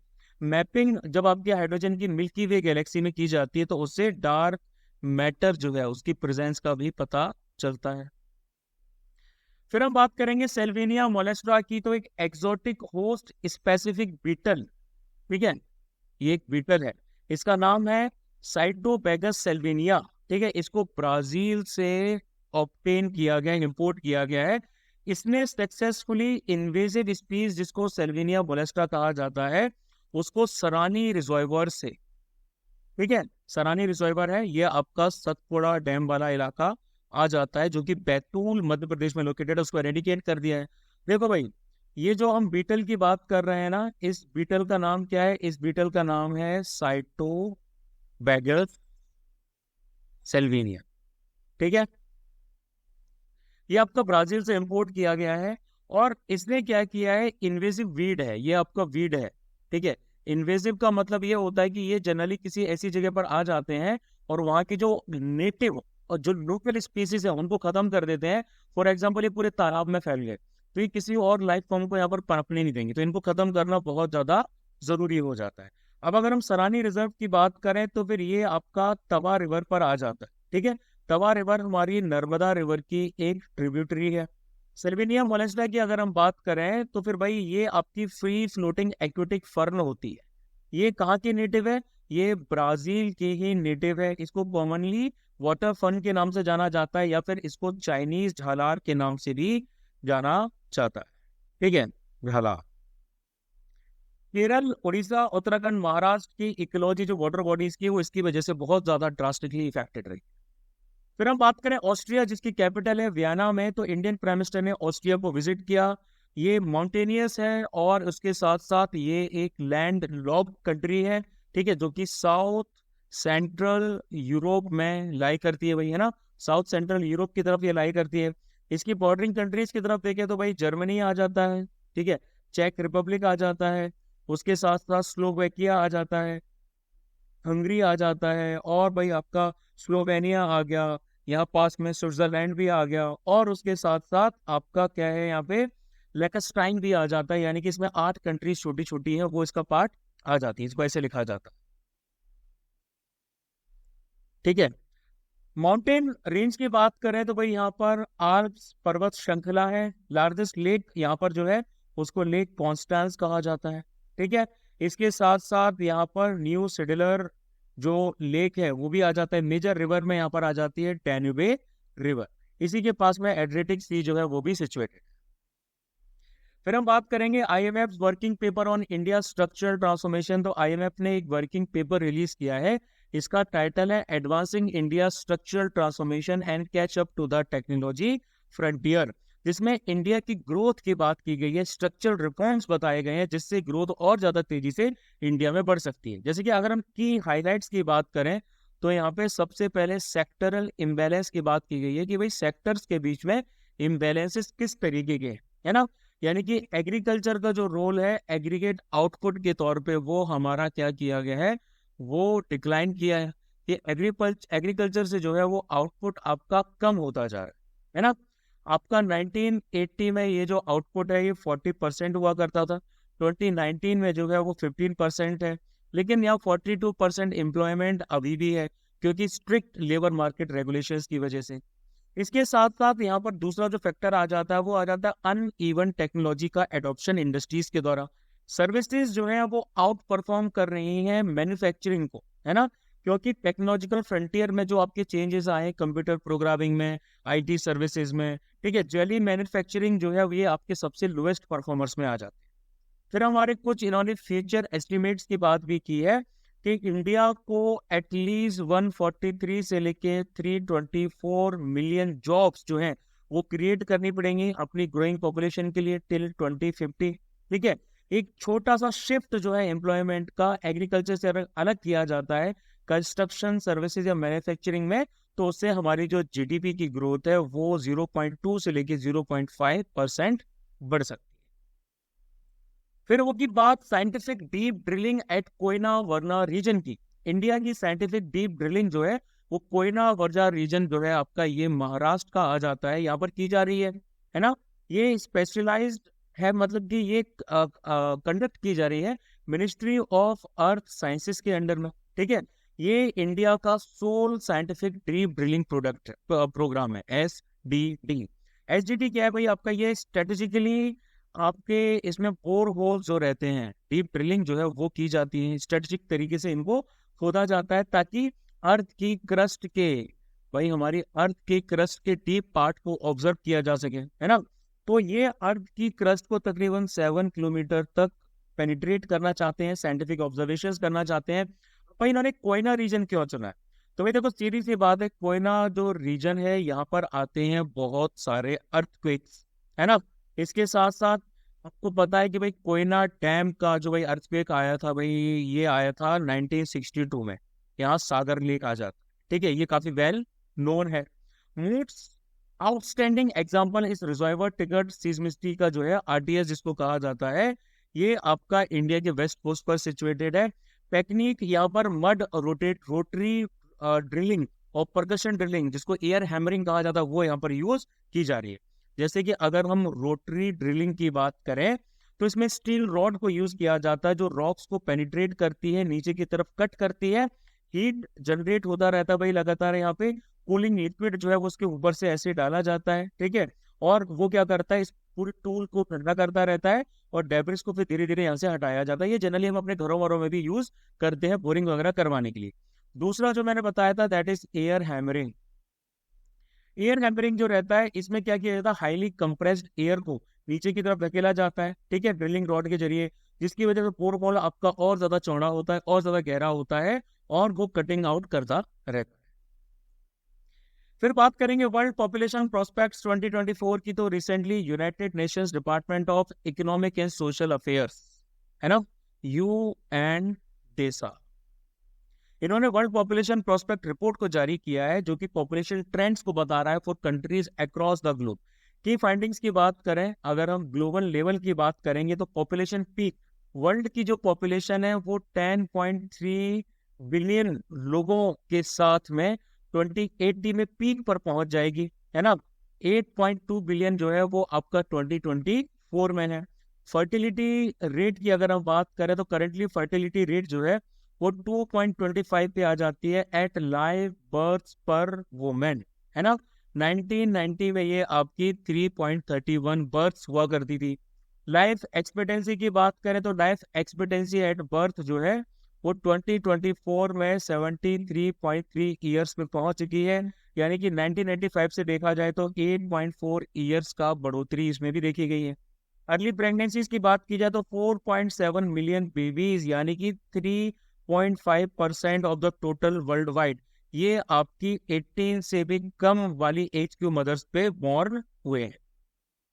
अभी अगर हम इंडिया स्पेसिफिक फाइंडिंग्स की बात करें जो कि बहुत ज़्यादा ज़रूरी हो जाती है, तो इंडिया की जो पॉपुलेशन है वो 2060s के अर्ली में ही पीक पर पहुंच जाएगी और ये वर्ल्ड की लार्जेस्ट रहेगी throughout the entire 21st century. Main driver क्या है भाई हमारी पॉपुलेशन इंक्रीज के, ठीक है। तो भाई देखो मेन ड्राइवर्स में आपके क्या क्या आ जाते हैं, पॉपुलेशन मोमेंटम आ जाता है, यानी कि ऐसी वुमेन में ग्रोथ हो रहा है जो रिप्रोडक्टिव एज की है, नंबर ऑफ बर्थ पर वुमेन जो है वो आपके भले ही 2.1 से भी नीचे जा रहे हैं। बाकी हायर फर्टिलिटी रेट आ जाती है कुछ कंट्रीज में, रीजन्स में, लाइफ एक्सपेक्टेंसी वगैरह बढ़ जाती है, ठीक है। अन्य के बारे में बात करें तो ये यूनाइटेड नेशन चार्टर का पार्ट है, हेडक्वार्टर्स आर इन न्यूयॉर्क। फिर आगे बात करेंगे सिक्योरिटी एजेंसी सीज पाक pound band chemical. Indian security agencies ने कंसाइनमेंट पकड़ा है जिसमें इंटरनेशनली बैंड केमिकल आ जाता है। इस केमिकल को कहा जाता है ऑर्थो क्लोरो, ठीक है, बेंजाइल डाइन मेलो नोनाइट्राइट, ठीक है। इसको किस लिए यूज किया जाता है भाई, ये नाम लिखा तो है, वो क्लोरोबेंजाइल डेनामाइल माइट्रोनाइट, ठीक है। ये इंटरनेशनली बैंड केमिकल है। इसको किस लिए यूज किया जाता है, इसको टीयर गैस के लिए यूज किया जाता है, पीरियड कंट्रोल के टाइम दंगे फसाद हो जाते हैं तब, है ना, तो इसको यूज किया जाता है। इसको तमिलनाडु के पोर्ट पे पकड़ा गया। ये जो कंसाइनमेंट है ये कस्टम्स एक्ट 1968 के अंडर में 1962 के अंडर में सीज किया गया और weapons of mass destruction and delivery system prohibition of unlawful activities act 2005 के अंडर में सीज किया गया। ये जो केमिकल है ये इंडिया की एक्सपोर्ट कंट्रोल लिस्ट में आ जाता है कि भाई ये सामान हमें बाहर नहीं भेजना। SCOMET कंट्रोल सब्सटेंस है जिसका एक्सपोर्ट आपका गवर्नमेंट के द्वारा परमिशन पर ही किया जा सकता है। इसको मेट लिस्ट की बात करें यानी कि special chemicals organism materials equipment and technologies list, national export control list है। ड्यूअल यूज आइटम्स की, मिनेशंस की, न्यूक्लियर रिलेटेड आइटम्स की, सॉफ्टवेयर टेक्नोलॉजी भी आ जाते हैं। यानी कि जो हमारे 12 यूज आइटम्स आ जाते हैं, ये वो गुड्स और टेक्नोलॉजीज होती हैं जिनका यूज सिविलियन के तौर पे भी किया जा सकता है और मिलिट्री जो है वो भी इनका यूज कर सकती है, ठीक है। दोनों जगह इसका एप्लीकेशन हो सकता है। ड्यूअल यूज आइटम्स जो है इनको स्कॉमेट का नाम दिया गया है अंडर फॉरेन ट्रेड पॉलिसी 2024। तो जो एक्सपोर्ट किया जाता है ड्यूअल यूज आइटम्स का, टेक्नोलॉजीज का, वो या तो प्रोहिबिटेड रहता है या फिर आप लाइसेंस लेके ही उनको एक्सपोर्ट कर सकते हैं। तो इस कॉमेंट जो लिस्ट है उसको नोटिफाइड किया जाता है Indian trade clarification based on harmonised system ITCHSI classification के हिसाब से। ITCHS जो आपका आ जाता है ये आपका इंपोर्ट एक्सपोर्ट ऑपरेशंस के लिए बहुत ज्यादा जरूरी रहता है, ठीक है। फिर हम बात करेंगे Vizhinjam international sea port in Kerala welcomes it first container vessel. तो भाई आपका जो विजयनगरम सी पोर्ट है जो कि तिरुवनंतपुरम में लाई करता है, इंडिया का पहला डीप वाटर कंटेनर, ठीक है, ट्रांसशिपमेंट पोर्ट, ठीक है। एक एम्बिशियस प्रोजेक्ट है केरल गवर्नमेंट का। ये पोर्ट डेवलप किया जा रहा है इन अ लैंड लॉर्ड मॉडल। इसको लैंड लॉर्ड मॉडल में ट्रांसपो में डेवलप किया जा रहा है, और यहाँ पर पब्लिक प्राइवेट पार्टनरशिप आ जाती है, ठीक है। Design build finance operate and transport, DFBOT model इसको कहते हैं, ठीक है। लैंडलॉर्ड मॉडल में क्या होता है कि पोर्ट अथॉरिटी रेगुलेटरी बॉडी के तौर पे काम करती है ना, लैंडलॉर्ड के तौर पे। जबकि पोर्ट के जो ऑपरेशंस होते हैं, खासकर कार्गो वगैरह को हैंडल करना, वो आपका किया जाता है प्राइवेट कंपनीज के द्वारा, जैसे कि अडानी जो है वो भाई यहाँ पे ऑपरेट कर रहा है, ठीक है, इस केस में। जबकि केरल वाले जो भाई कम्युनिस्ट है वो बहुत गाली देते हैं प्राइवेट वालों को, ठीक है। अब अगर हम बात करें भाई एक और टर्म जो मैंने आप लोगों को बताया था, ट्रांसशिपमेंट हब की अगर हम बात करें, तो ये आपके वो पोर्ट्स होते हैं जिनके कनेक्शंस होते हैं to originating and destination ports. ये ओरिजिनेटिंग पोर्ट हो गया और ये भाई आपका डेस्टिनेशन पोर्ट्स हो गया, है ना। और ये आपके क्या किए जाते हैं, इंटरमीडिएट पोर्ट के तौर पे यूज किए जाते हैं ताकि कार्गो का ट्रांसफर किया जा सके। तकरीबन 75% इंडिया का जो ट्रांसशिपमेंट कार्गो है वो इंडिया के बाहर के पोर्ट्स जो हैं उनके द्वारा हैंडल किया जाता है, जैसे कि कोलंबो, सिंगापुर, क्लैंग, ये आपका 85% से भी ज्यादा कार्गो हैंडल करते हैं, ठीक है। फिर बात करेंगे, government has decided to implement e office in all attached subordinate offices and autonomous bodies. तो ये एक मिशन मोड प्रोजेक्ट है जो कि नेशनल ई गवर्नेंस प्रोग्राम के अंडर में आ जाता है, जिसको डेवलप किया है नेशनल इंफॉर्मेटिक्स सेंटर। ये डिजिटल वर्क प्लेस सॉल्यूशन है जो कि आपका एक ओपन आर्किटेक्चर पे बिल्ड है, ठीक है।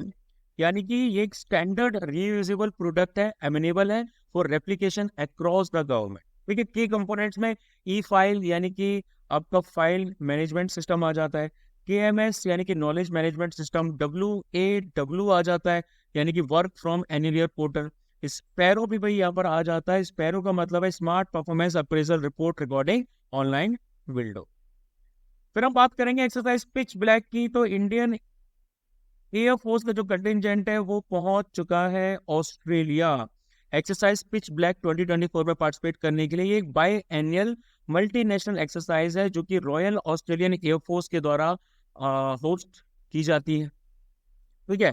इसमें तकरीबन 20 के आसपास कंट्रीज जो है वो पार्टिसिपेट करती हैं। IAF ने इससे पहले 2018 और 2022 के जो एडिशन था उसमें पार्टिसिपेट किया था। अब हम नेक्स्ट बात करेंगे शेड्यूल कास्ट सब प्लान SC/ST और ट्राइबल सब प्लान TSP की। तो भाई national commission for schedule caste जो है उन्होंने एक रिपोर्ट मांगी है कर्नाटक गवर्नमेंट से कि भाई जो फंड्स का डाइवर्जन हुआ है SC/ST और TSP से वो कहाँ जा रहा है, इसके बारे में।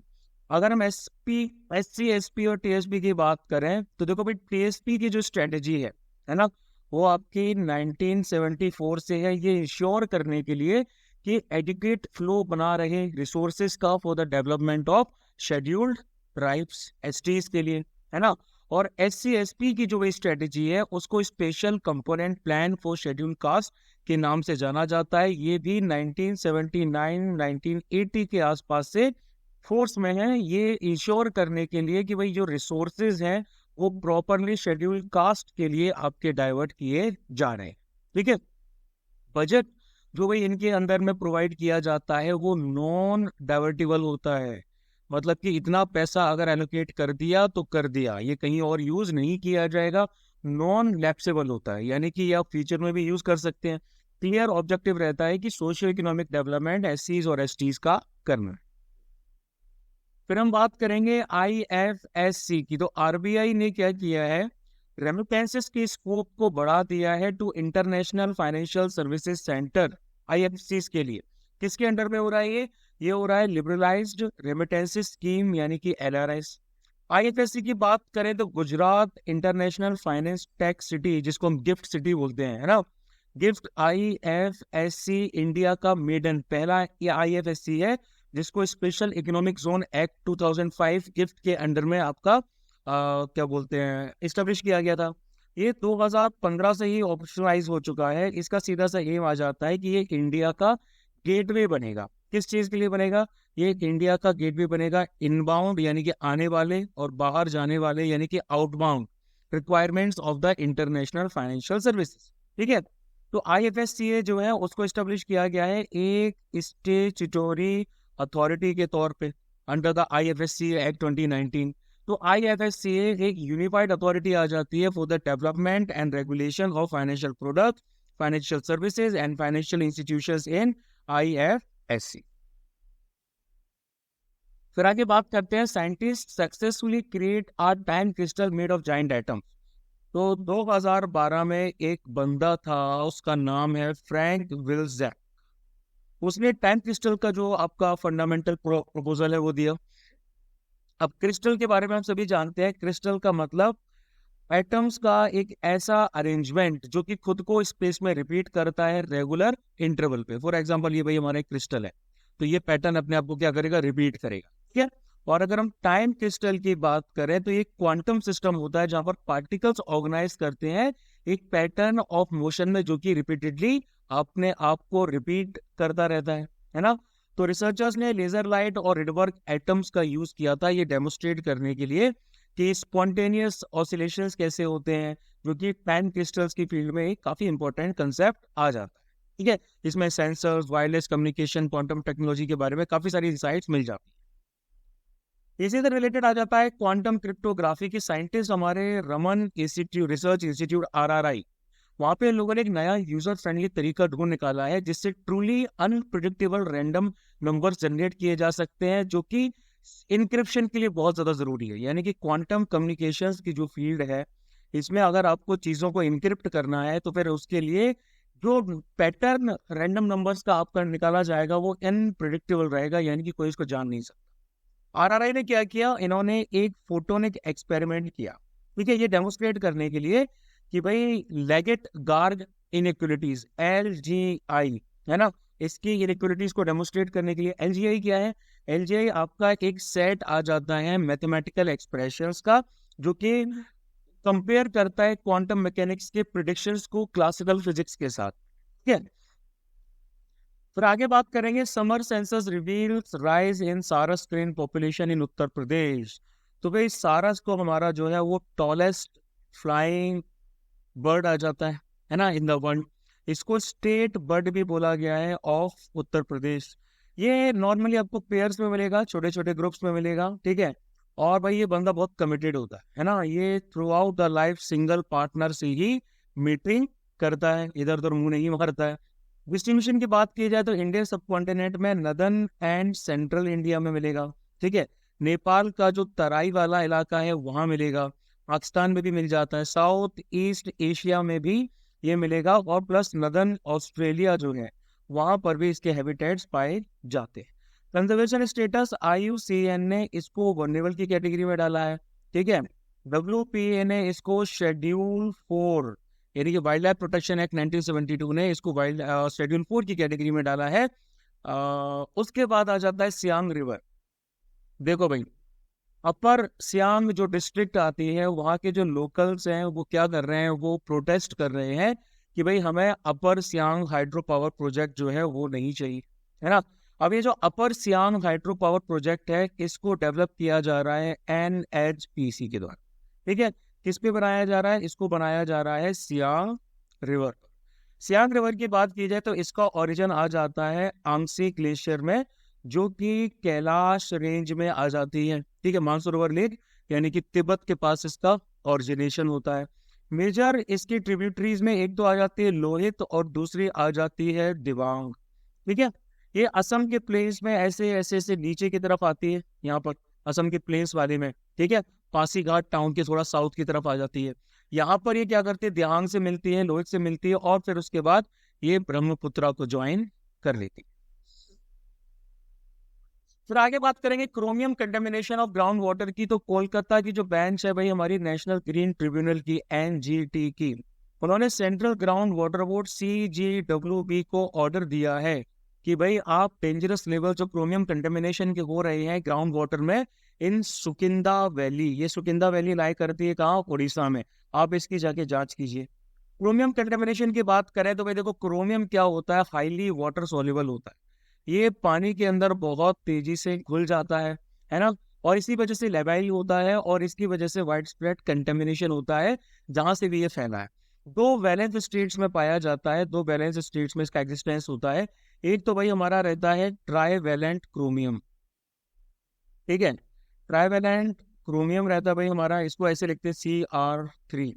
ये बायोलॉजिकली इंपॉर्टेंट एलिमेंट है और ये ग्लूकोज और लिपिड मेटाबॉलिज्म के लिए जरूरी होता है। उसके बाद एक रहता है भाई हमारा हेक्सावैलेंट क्रोमियम, ठीक है।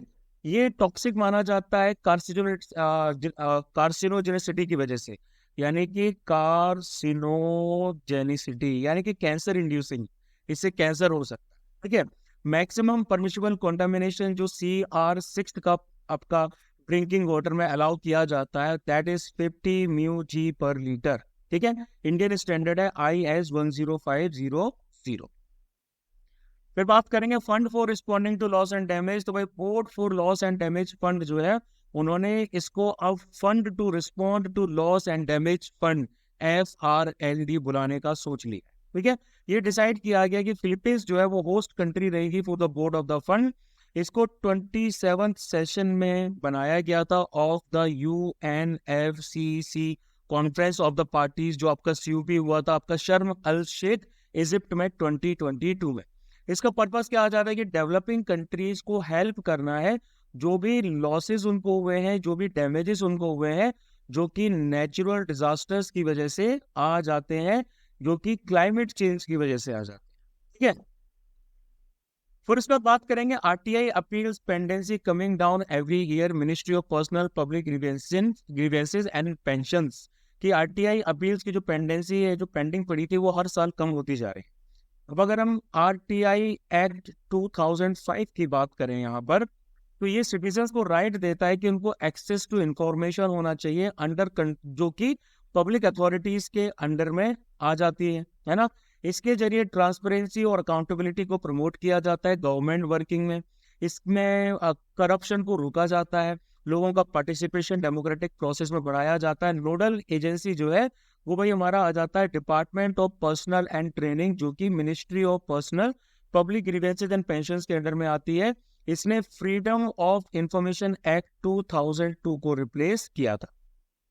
की फीचर्स की बात करें तो भाई इसके अंदर कॉन्स्टिट्यूशन कंपोजिशन फंक्शंस आ जाते हैं, सेंट्रल एंड स्टेट लेवल के जो इंफॉर्मेशन कमीशंस होते हैं उनके, है ना। पब्लिक अथॉरिटीज पे ये ऑब्लिगेशन डाला जाता है कि भाई आपको सेंट्रल या स्टेट पब्लिक इंफॉर्मेशन ऑफिसर्स जो है उनको अपॉइंट करना है और उनको जो इंफॉर्मेशन सिटीजन्स को चाहिए वो उसको प्रोवाइड करानी, ठीक है। यानी कि इसमें क्या तो सिस्टम बनाया जाता है, जैसे कोई भी एग्रीव्ड पर्सन है उसको अपील्स वगैरह भी कर सकें। जैसे कि अपील जो है वो आपका फर्स्ट अपीलेट अथॉरिटी के लिए भी किया जा सकता है। एक ऑफिसर जो सीनियर होता है आपका CPIO या फिर SPIO के बराबर का, ठीक है, ये 30 दिन के अंदर करना पड़ता है भाई। 30 दिन के अंदर ये अपील दायर बंदा कर सकता है, ठीक है।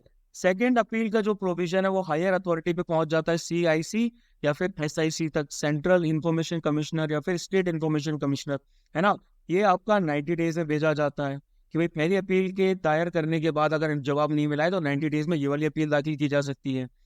ओनस ये प्रूव करने का कि भाई रिक्वेस्ट को डिनाई कर दिया गया है, ये CPIOs या फिर SPIOs के पास ही रहता है कि भाई क्यों इन्फॉर्मेशन नहीं दी जा रही है। डिस्पोजल जो रहता है अपील्स का वो 30 दिनों में किया जाना चाहिए। इसको आपका 45 डेज तक भी एक्सटेंड किया जा सकता है from the date of filing. CIC और SIC का जो डिसीजन होता है वो बाइंडिंग होता है, ठीक है। तो अचीवमेंट्स की बात करें तो इंक्रीज कवरेज बढ़ रहा है, यानी कि CGI का ऑफिस जो है, CAG का ऑफिस है, ये सब इसके अंडर में आ रहे हैं, ठीक है। ऑनलाइन पोर्टल जो है वो बनाया गया है ताकि RTI को इजी तरीके से फाइल की जा सके। तो रिड्यूस पेंडेंसी की बात करते हैं तो वो 35,000 के आसपास थी आपकी 2019-20 में, और अब वो 23,000 के आसपास पहुंच चुकी है 2023-2024। फिर United nation general assembly adopted resolution और न्यूक्लियर फैसिलिटीज ऑफ यूक्रेन। तो ये जो रेजोल्यूशन है ना, इसका टाइटल है safety and security of nuclear facilities of Ukraine. इसमें आपका एक प्रोमिनेंट पावर प्लांट आ जाता है, दैट इज ज़पोरिज़्हज़िया, ठीक है। ये न्यूक्लियर प्लांट है, ये इसके अंडर आ जाता है। फिर बात करेंगे NITI Aayog release fourth edition of SDG यानी कि sustainable development goal India index 2023-2024, है ना। तो इसमें क्या है कि यूनियन टेरिटरीज भाई जो हमारी हैं उनको 113 इंडिकेटर्स आ जाते हैं जो कि मिनिस्ट्री ऑफ स्टैटिस्टिक्स और प्रोग्राम इम्प्लीमेंटेशन के साथ अलाइंड है, जो कि नेशनल इंडिकेटर फ्रेमवर्क का पार्ट आ जाता है। ठीक है, तो इसमें होता क्या है कि कंपोजिट स्कोर हर स्टेट के लिए और यूनियन टेरिटरी के लिए जारी किया जाता है। उनकी परफॉर्मेंस को कम्प्यूट करने के बाद में 16 सस्टेनेबल डेवलपमेंट गोल जो हैं वो आ जाते हैं। ठीक है, स्कोर 0 से लेके 100 के बीच में रहता है। 100 का स्कोर मतलब है कि स्टेट या यूनियन टेरिटरी उन्होंने अपने टारगेट को अचीव कर लिया है। ठीक है, जो 2030 के लिए भाई उनको दिए गए थे। स्टेट्स को 4 कैटेगरी में डिवाइड किया गया है। पहले तो आ जाते हैं अचीवर 100 वाले, है ना, फ्रंट रनर 65 से लेके 99 वाले, परफॉर्मर्स 50 से लेके 64 तक, और एस्पिरेंट्स 0 से लेके 49 तक। अब यहाँ पे भाई कुछ की फाइंडिंग्स की बात हम करेंगे। नेशनल लेवल पे की फाइंडिंग्स आ जाती हैं। कंपोजिट स्कोर जो इंडिया का ओवरऑल रहा है वो आपका क्या बोलते हैं 66 से 71 पहुंच चुका है। 66 था 2020 और 21 में, और अब अगर आप देखोगे तो भाई अब हमारा जो है वो 72 के आसपास पहुंच चुका है। ठीक है, 2020 से लेके 2024 के बीच में सिग्निफिकेंट प्रोग्रेस जो है वो गोल्स 1 में देखी गई है। गोल 1 क्या आ जाता है? No poverty. तो पूछा जा सकता है गोल 1 क्या है ना। गोल 8 में भी आ जाता है decent work and economic growth. Goal 13 climate action, है ना। और ये गोल्स जो है अब फ्रंट रनर कैटेगरी में है। गोल 13 भी भाई हमारा जो है इसमें हाईएस्ट इंक्रीज देखा गया है इन स्कोर फॉलोड बाय गोल 1। ठीक है, टारगेटेड इंटरवेंशंस किए जा रहे हैं गवर्नमेंट के, लाइक प्रधानमंत्री आवास योजना जो कि गोल 11 में आ जाता है, स्वच्छ भारत वगैरह। ठीक है, आपका मिशन आ जाता है गोल 6 के अंडर में, आयुष्मान भारत आ जाता है गोल 3 के अंडर में। इसकी वजह से भी रैपिड इंप्रूवमेंट हुआ है। अब स्टेट और यूनियन टेरिटरी के लेवल पे देखें तो सारे के सारे स्टेट्स में एक ओवरऑल इंप्रूवमेंट देखने को मिला है। फ्रंट रनर कैटेगरी जो है उसमें 32 स्टेट्स और यूनियन टेरिटरीज आपके टोटल सब कुछ मिला के आ जाती हैं। 4 स्टेट्स जो है वो आपके आ जाते हैं फ्रंट रनर परफॉर्मर कैटेगरी में। कौन कौन से हैं इसमें? एक तो मेघालय है, नागालैंड है, झारखंड है एंड बिहार। ठीक है, टॉप स्टेट्स में उत्तराखंड आ जाता है, केरल आ जाता है, इनका स्टेट 79 आ जाता है। टॉप यूटी में आ जाती है चंडीगढ़। फिर बात करते हैं supreme court observation about arresting power under section 19 of the PML। ये ऑब्जर्वेशंस आपकी तब करी गई सुप्रीम कोर्ट के द्वारा जब अरविंद केजरीवाल वर्सेस ED का जो केस है, डायरेक्टरेट ऑफ एनफोर्समेंट केस चल रहा था, है ना। सेक्शन 19 आ जाता भाई हमारा PMLA का, ये prevention of money laundering act authority, है ना। इसमें director, deputy director, assistant director या फिर कोई भी अदर ऑफिसर जो अथोराइज किया गया है इस बिहाफ में सेंट्रल गवर्नमेंट के द्वारा, जनरल या स्पेशल ऑर्डर के द्वारा, है ना। इसमें बेसिस फॉर अरेस्ट भी आ जाता है कि भाई बेसिस फॉर अरेस्ट क्या है, मटेरियल इन पोजेशन या फिर कोई रीजन होना चाहिए टू बिलीव कि भाई और वो जो रीजन है ना वो रीजन आपका राइटिंग में दिया जाएगा अथॉरिटी के द्वारा कि भाई कोई भी इंसान जिसको गिल्टी माना गया है ऑफेंस के लिए वो पनिशेबल रहेगा इस एक्ट के अंडर में। की टेकअवेज आ जाते हैं इस जजमेंट के कि भाई पावर्स जो सेक्शन 19 ऑफ द PMLA के अंडर में आ जाती हैं उनको जुडिशियसली यानी कि तरीके से यूज किया जाना है in line with the constitution safeguard, संविधान को फॉलो करते हुए। कंडीशंस जो इम्पोज की गई हैं by the legislature under PMLA वो आपकी जुडिशियल स्क्रूटिनी के अंडर रहती हैं, यानी कि जुडिशियल रिव्यू या फिर सरकार जो जजेस वगैरह हैं, जो कोर्ट्स वगैरह हैं वो इसको देख सकती हैं, है ना। अगर अरेस्टी चैलेंज करता है कि भाई मेरी अरेस्ट क्यों की गई, ठीक है, रीजंस टू बिलीव जो आपके रहते हैं वो अरेस्टी को बताए जाने चाहिए कि भाई आपको अरेस्ट क्यों किया जा रहा है। ठीक है, कुछ और जजमेंट से रिलेटेड आ जाते हैं। एक आ जाता है Pankaj Bansal versus union of India and others 2023, ये वाला केस आ जाता है। इसमें इंपॉर्टेंस ऑफ कम्युनिकेशन बताइए of the grounds of arrest as mandated by article 22 of the constitution.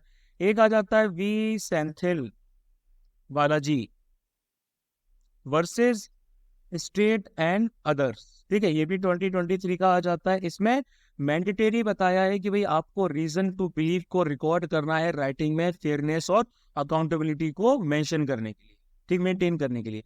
PMLA की बात करें, prevention of money laundering act की बात करें, तो इसको इनेक्ट किया गया था ताकि क्रिमिनल ऑफेंस के खिलाफ कॉम्बैट किया जा सके, ठीक है। जो इनकम्स हैं, जो प्रॉफिट्स हैं, अगर इलीगल सोर्स से कमाए जा रहे हैं तो फिर उसको देखा जा सके। इससे गवर्नमेंट या पब्लिक अथॉरिटी को इनेबल किया जाता है कि वो प्रॉपर्टी को कन्फिस्टिकेट किया कर सके जो इलीगली तरीके से कमाई गई है। फिर आता है second, BIMSTEC foreign ministers retreat held in new Delhi. तो भाई पहला एडिशन जो आपका बिम्स्टेक कहा जाता है, बिम्स्टेक का मतलब होता है bay of Bengal initiative for multi sectoral technical and economic corporation.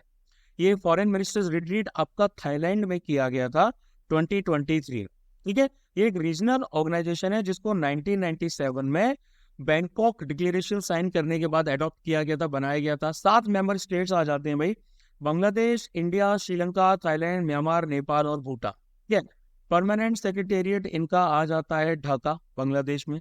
इनका प्रिंसिपल आ जाता है sovereign equality, territorial integrity, political independence, non interference in internal affairs, peaceful coexistence, एसेट, ठीक है। फिर बात करेंगे study highlights lack of awareness on vulture conservation across species की हैबिटेट्स इन एसटीआर। एसटीआर की बात करें तो भाई ये हमारा क्या आ जाता है, ये आपका क्या बोलते हैं, टाइगर रिजर्व के तौर पे इसको घोषित किया गया था 2013 में, ठीक है। 2013 में इसको टाइगर रिजर्व के तौर पे भाई घोषित कर दिया गया था।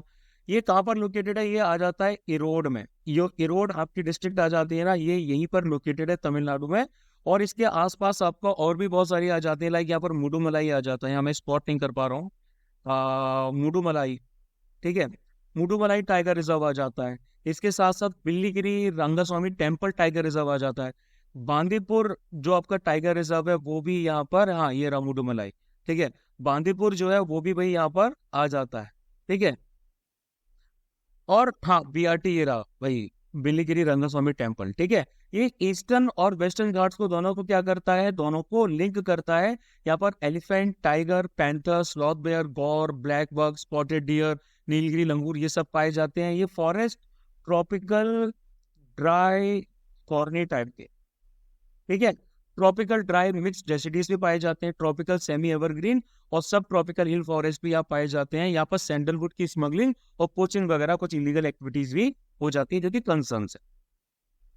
फिर बात करेंगे मार्जिन ट्रेडिंग फैसिलिटी यानी कि एमटीएफ के बारे में। एमटीएफ की जो डिमांड है वो बढ़ती चली जा रही, ठीक है। क्यों, क्योंकि लोगों को स्टॉक मार्केट में इन्वेस्ट करना, ठीक है।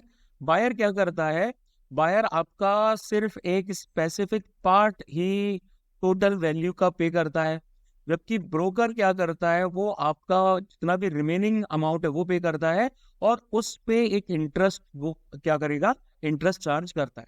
इसके एडवांटेजेस ये आ जाते हैं कि प्रॉफिट पोटेंशियल बढ़ जाती है क्योंकि ज्यादा पैसा आ जाता है, एक ब्रॉडर रेंज ऑफ स्टॉक्स आपके इंक्लूड हो जाते हैं, लेकिन इसमें हायर लॉसेस रिस्क हैं, इंटरेस्ट कॉस्ट भी ज्यादा आ जाती है, ठीक है। जैसे भाई ट्रेडिंग अकाउंट है, 50,000 का भाई बंदे के पास पैसा है और उसके बाद में ब्रोकर ने बाकी लगा दिया तो वगैरह वगैरह ये सब काम आ जाए। फिर हम बात करते हैं reserve bank of India integrated ombudsman scheme RBI iOS 2021। तो मद्रास हाई कोर्ट ने कॉन्स्टिट्यूशनल वैलिडिटी आरबीआई आईओएस की अपहेल्ड की है और प्रोहिबिट किया है कंप्लेनेंट्स को कि भाई आप एडवोकेट्स को इंगेज मत कीजिए ऐसे केसेस को रिप्रेजेंट करने के लिए बिफोर ऑम्बड्समैन, ठीक है। हाँ, लॉयर्स जो हैं उनको सिर्फ स्टेट्यूटरी राइट्स रहते हैं, फंडामेंटल राइट्स नहीं रहता है कि भाई वो जुडिशियल और क्वासी जुडिशियल मीटिंग्स में अपीयर हो सके, ठीक है। तो आरबीआई आईओएस 2021 की बात करें तो इसको 2021 में लॉन्च किया गया था। 3 प्रीवियस ऑम्बड्समैन स्कीम्स जो आरबीआई की थी उनको कंबाइन करने के बाद में, एक तो थी भाई बैंकिंग ऑम्बड्समैन स्कीम 2006, एक थी ऑम्बड्समैन स्कीम्स फॉर एनबीएफसी 2018 और एक थी ombudsman schemes for digital transactions 2019, ठीक है। इसके साथ साथ रेगुलेटेड एंटिटीज भी इसमें आ जाती हैं, लाइक बैंक, सारे commercial banks, non banking financial companies भी आ जाती है इसमें जो कि आरबीआई के साथ रजिस्टर्ड है, क्रेडिट इंफॉर्मेशन कंपनी सीआईसीज भी आ जाती हैं, ठीक है। फिर हम बात करेंगे स्क्वेलस हाइमा की। तो साइंटिस्ट जो जूलॉजिकल सर्वे ऑफ इंडिया को बिलोंग करते हैं उन्होंने नई स्पीसीज ढूंढ निकाली है, इसका नाम है स्क्वेलस हाइमा। कहाँ मिली है भाई, ये मिली है सक्री कुलांग्र फिशिंग हार्बर जो कि आपका केरल में आ जाता है, अरेबियन सी के पास में। स्क्वेरस की बात करें तो ये एक डॉग फिश का जेनस होता है, ठीक है। डॉग फिश शार्क्स आपकी होती हैं, उनका ही जेनस होता है, जो कि एक स्पेसिफिक फैमिली में बिलोंग करता है, जिसको बोला जाता है स्क्वालिडाई, ठीक है। तो ज्यादातर शार्क से अलग डॉग फिश आपकी क्या रहती है, वेनोमस रहती है, यानी कि ये होती है जहरीली, ठीक है। कॉमनली इनको स्पर डॉग्स के नाम से भी जाना जाता है। इसमें डोर्सल फिन्स इनकी जो रहती है काफी स्मूथ रहती हैं। एंगुलर शॉर्ट स्नाउट इनकी होती है, छोटा सा मुंह होता है स्नाउट के जैसे। फर्स्ट डोर्सल फिन ओरिजिन जो रहता है वो पेक्टोरल फिन्स के पीछे की तरफ रहता है, और बॉडी पे स्पॉट्स नहीं होते। इनको एक्सप्लॉइट किया जाता है इनके लीवर ऑयल के लिए, जिसकी बहुत ज्यादा डिमांड रहती है फार्मास्यूटिकल इंडस्ट्रीज में, हाई एंड कॉस्मेटिक प्रोडक्ट्स और एंटी कैंसरस प्रोडक्ट्स बनाने। फिर हम आगे बात करेंगे inter government platform on biodiversity and ecosystem services, IPBES। इसको ब्लू प्लैनेट प्राइज फॉर 2024 मिला है। ये एनुअली अवार्ड किया जाता है जापान बेस्ड, भाई कहाँ है, हाँ नहीं लिखा है यहाँ पे, ठीक है। जापान बेस्ड असाही ग्लास फाउंडेशन के द्वारा इंडिविजुअल्स को और ऑर्गेनाइजेशंस को, ताकि साइंटिफिक रिसर्च और उसके एप्लीकेशन में लोगों की अचीवमेंट्स को रिकॉग्नाइज किया जा सके, जो कि ग्लोबल इन्वायरमेंटल प्रॉब्लम से जुड़ी हुई है। इसमें तकरीबन 5 लाख US डॉलर्स का प्राइस दिया जाता है।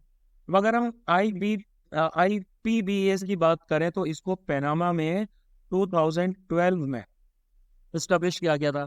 इंडिपेंडेंट इंटर गवर्नमेंटल बॉडी आ जाती है साइंस पॉलिसी इंटरफेस को स्ट्रेंथन करने के लिए for biodiversity and ecosystem services. ये यूएन बॉडी नहीं है, लेकिन यूनाइटेड नेशंस एनवायरनमेंट प्रोग्राम इसको सेक्रेटेरिएट सर्विसेज प्रोवाइड करता है। इनका सेक्रेटेरिएट आ जाता है Bonn, that is in Germany. Currently 145 member states आ जाते हैं इंक्लूडिंग इंडिया। सारे स्टेट्स मेंबर्स जो यूएन के रहते हैं वो IPBES की मेंबरशिप के लिए एलिजिबल रहते हैं। फिर हम बात करेंगे एक्सरसाइज सागर कवच की। ये कोस्टल सिक्योरिटी एक्सरसाइज है जो कि आंध्र प्रदेश के कोस्ट पे की गई। इसका सीधा सा एम आ जाता है कोस्टल सिक्योरिटी मैकेनिज्म को बोस्टर करना है, जो कि असिमेट्रिक थ्रेट्स के साथ डील कर रहे हैं इन द सी, ठीक है। इसमें भाई हमारे Indian navy, coast guard, marine police जो है, फिशरीज, कस्टम्स एंड बाकी सिक्योरिटी एजेंसीज है, वो सब एक साथ एंगेज थी। नेक्स्ट आता है supreme court direct states and union territories and their high court to file status report on Gram Nyayalaya. ये जो ग्राम न्यायालय होते हैं ये क्या करते हैं, ये एक्सेस दिलाते हैं अफोर्डेबल और क्विक जस्टिस का सिटीजन्स को उनके डोर स्टेप्स पे, और लोकल कोर्ट्स को डीक्लॉग करते हैं, यानी कि वहां पे जो पेंडिंग आपकी केसेस पड़े हैं उनको निपटाते हैं, है ना। इनको जो है एक स्टेचुटरी बैकिंग दी गई है अंडर द ग्राम न्यायालय एक्ट 2008। इस एक्ट के द्वारा नागालैंड को एक्सेम्प्ट किया जाता है, अरुणाचल प्रदेश को, सिक्किम को, ठीक है, क्योंकि ये ट्राइबल एरियाज आ जाते हैं इस एक्ट के अंडर में। ग्राम न्यायालय की जो सीट रहती है वो आपकी इंटरमीडिएट पंचायत पे रहती है। स्टेटस की बात करें तो ग्राम न्यायालय को court of judicial magistrate of first class का स्टेटस दिया जाता है। स्टेट गवर्नमेंट क्या करती है, न्यायाधिकारी को अपॉइंट करती है हर ग्राम न्यायालय के लिए हाई कोर्ट की कंसल्टेशन के साथ में। जुडिक्शन की बात करें तो ये एक मोबाइल कोर्ट रहती है, सिविल और क्रिमिनल जुडिक्शन दोनों इनके पास रहते हैं। छोटे मोटे झगड़े जो गांव के लेवल पे होते हैं उनको सुलझाते हैं। डिस्प्यूट का प्रोसेस क्या रहता है, ये भाई पार्टीज के बीच में, दोनों पार्टीज के बीच में इसमें कंसिलिएशन कराया जाता है, मुद्दे को सुलझाया जाता है ना। कोई रूल्स ऑफ एविडेंस जो है वो यहाँ पर लागू नहीं होते, जो इंडियन एविडेंस एक्ट 1872 में आ जाते हैं। लेकिन यहाँ पर प्रिंसिपल ऑफ नेचुरल जस्टिस पे काम किया जाता है, यानी कि आपसी समझ, ठीक है। इंडियन एविडेंस एक्ट 1872 को तो अब रिप्लेस कर दिया गया है भारतीय साक्ष्य अधिनियम के तहत। इसके अंदर अपील्स की बात करें तो अपील जो क्रिमिनल केसेस की होती है वो आपकी कोर्ट ऑफ सेशन पे भी जा सकती है, और सिविल केसेस जो है वो डिस्ट्रिक्ट कोर्ट में भी आपकी निपटाई जा सकती है within the 6 months from the date of filing and fee. Next हम बात करेंगे CITES law, CITES rosewood the global picture report. तो भाई ये जो रिपोर्ट है, इस रिपोर्ट में कुछ डिटेल्स की बात की गई है जो कि आपकी रोजवुड स्पीसीज से जुड़ी हुई है, उनके कैरेक्टरिस्टिक्स, उनके इकोसिस्टम, उनके roles, regeneration rates and threats के साथ, ठीक है।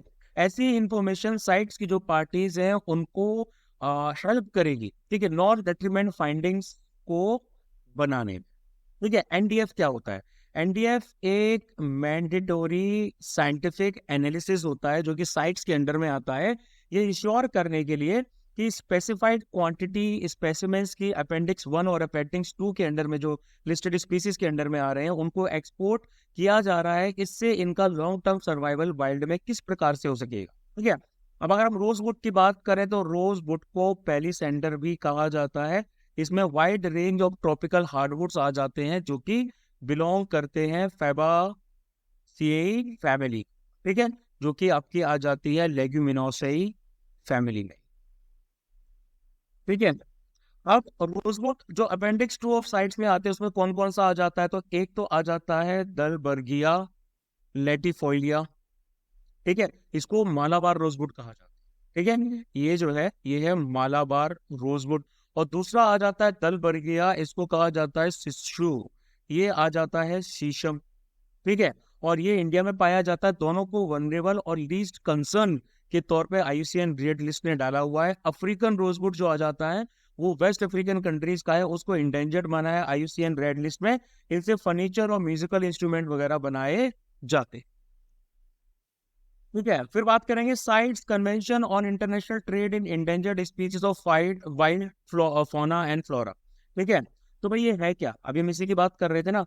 ये एक इंटरनेशनल लीगली बाइंडिंग एग्रीमेंट है गवर्नमेंट्स के बीच में, ये इंश्योर करने के लिए कि भाई जो इंटरनेशनल ट्रेड किया जाता है in the specimens of wild animals और प्लांट्स, उससे उनका सर्वाइवल जो है वो भी खत्म ना हो जाए। ठीक है, 1963 में इसको ड्राफ्ट किया गया था आईयूसीएन रेजोल्यूशन के बाद में। 1975 में ये फोर्स में आ गया था। 184 पार्टीज आ जाती हैं इंक्लूडिंग इंडिया। इसमें लिस्ट ऑफ स्पीसीज आ जाती हैं जिनको अलग अलग लेवल पे रखा गया है, अलग अलग प्रोटेक्शन इनको दी गई। फिर बात करेंगे union home minister reviewed the implementation of the vibrant village programme VVP. ये क्वेश्चन आपका पूछा गया था अभी सीडीएस 2024 में। ठीक है, तो वीवीपी को अप्रूव किया गया था 2023 में, ये इंश्योर करने के लिए कि कॉम्प्रिहेंसिव डेवलपमेंट सिलेक्टेड विलेजेस का किया जाए along the northern border. Northern border में भाई, अब नदर्न बॉर्डर में भाई हमारी कौन सी जगह आ जाती है, यहाँ पर भाई हमारे अरुणाचल प्रदेश, हिमाचल प्रदेश, सिक्किम, उत्तराखंड और लद्दाख के एरियाज आ जाते हैं। ये एक सेंट्रली स्पॉन्सर्ड स्कीम है। नोडल मिनिस्ट्री आ जाती है MHA, ministry of health sorry home affairs, MHA आ जाती है। ठीक है, एरियाज ऑफ इंटरवेंशन की बात करें तो skill development, livelihood generation, tourism, development of cooperatives, financial inclusion, ये सब यहाँ पर टारगेट आ जाते हैं। पोटेंशियल बेनिफिट आ जाते हैं बॉर्डर सिक्योरिटी।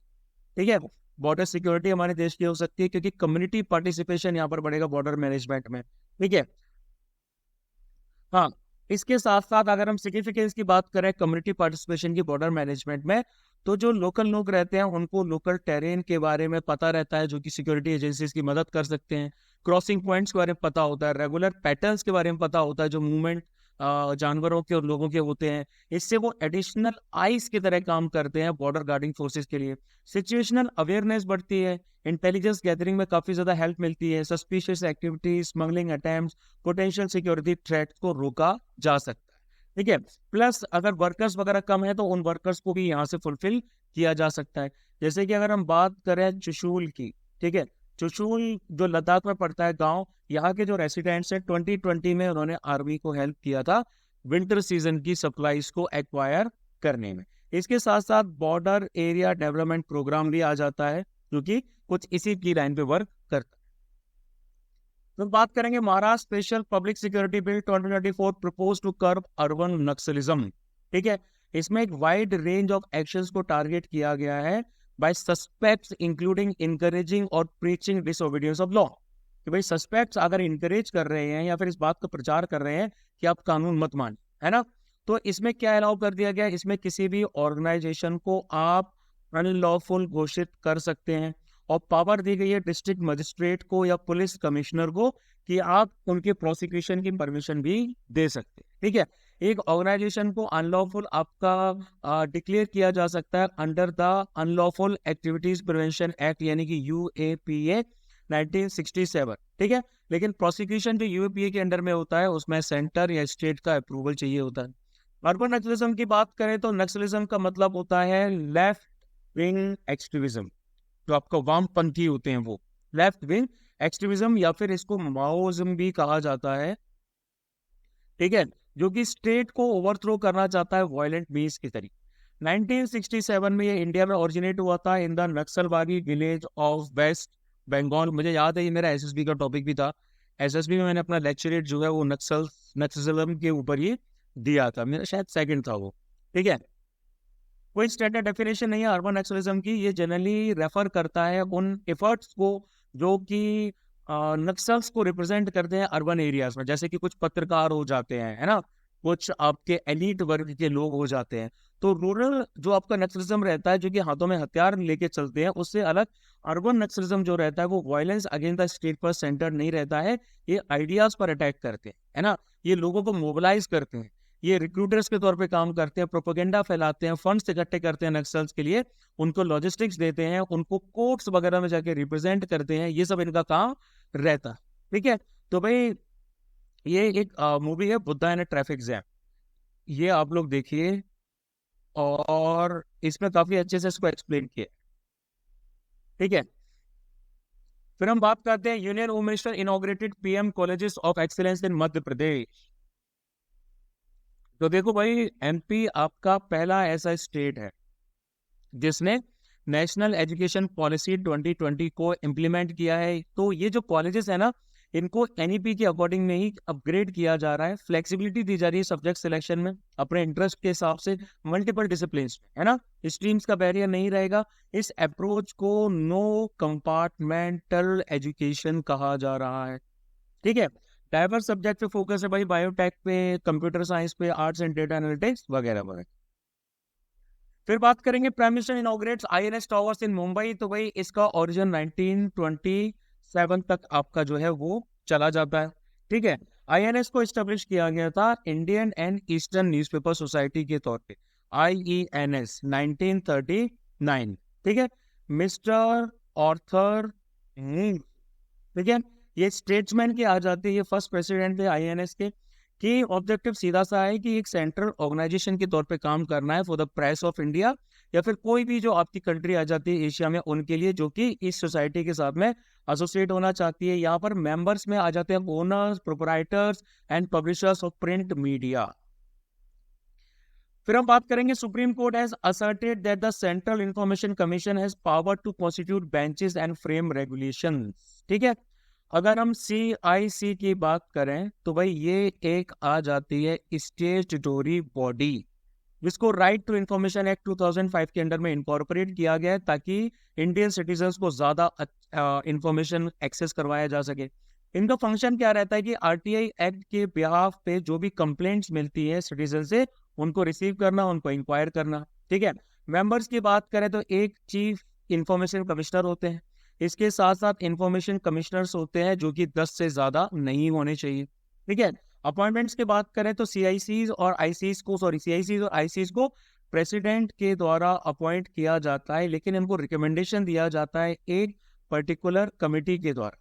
इस कमेटी में PM रहते हैं जो कि चेयरपर्सन के तौर पे एक्ट करते हैं, leader of opposition in Lok Sabha and union cabinet minister जो कि PM के द्वारा नॉमिनेट किए जाते हैं, वो वही आ जाते हैं।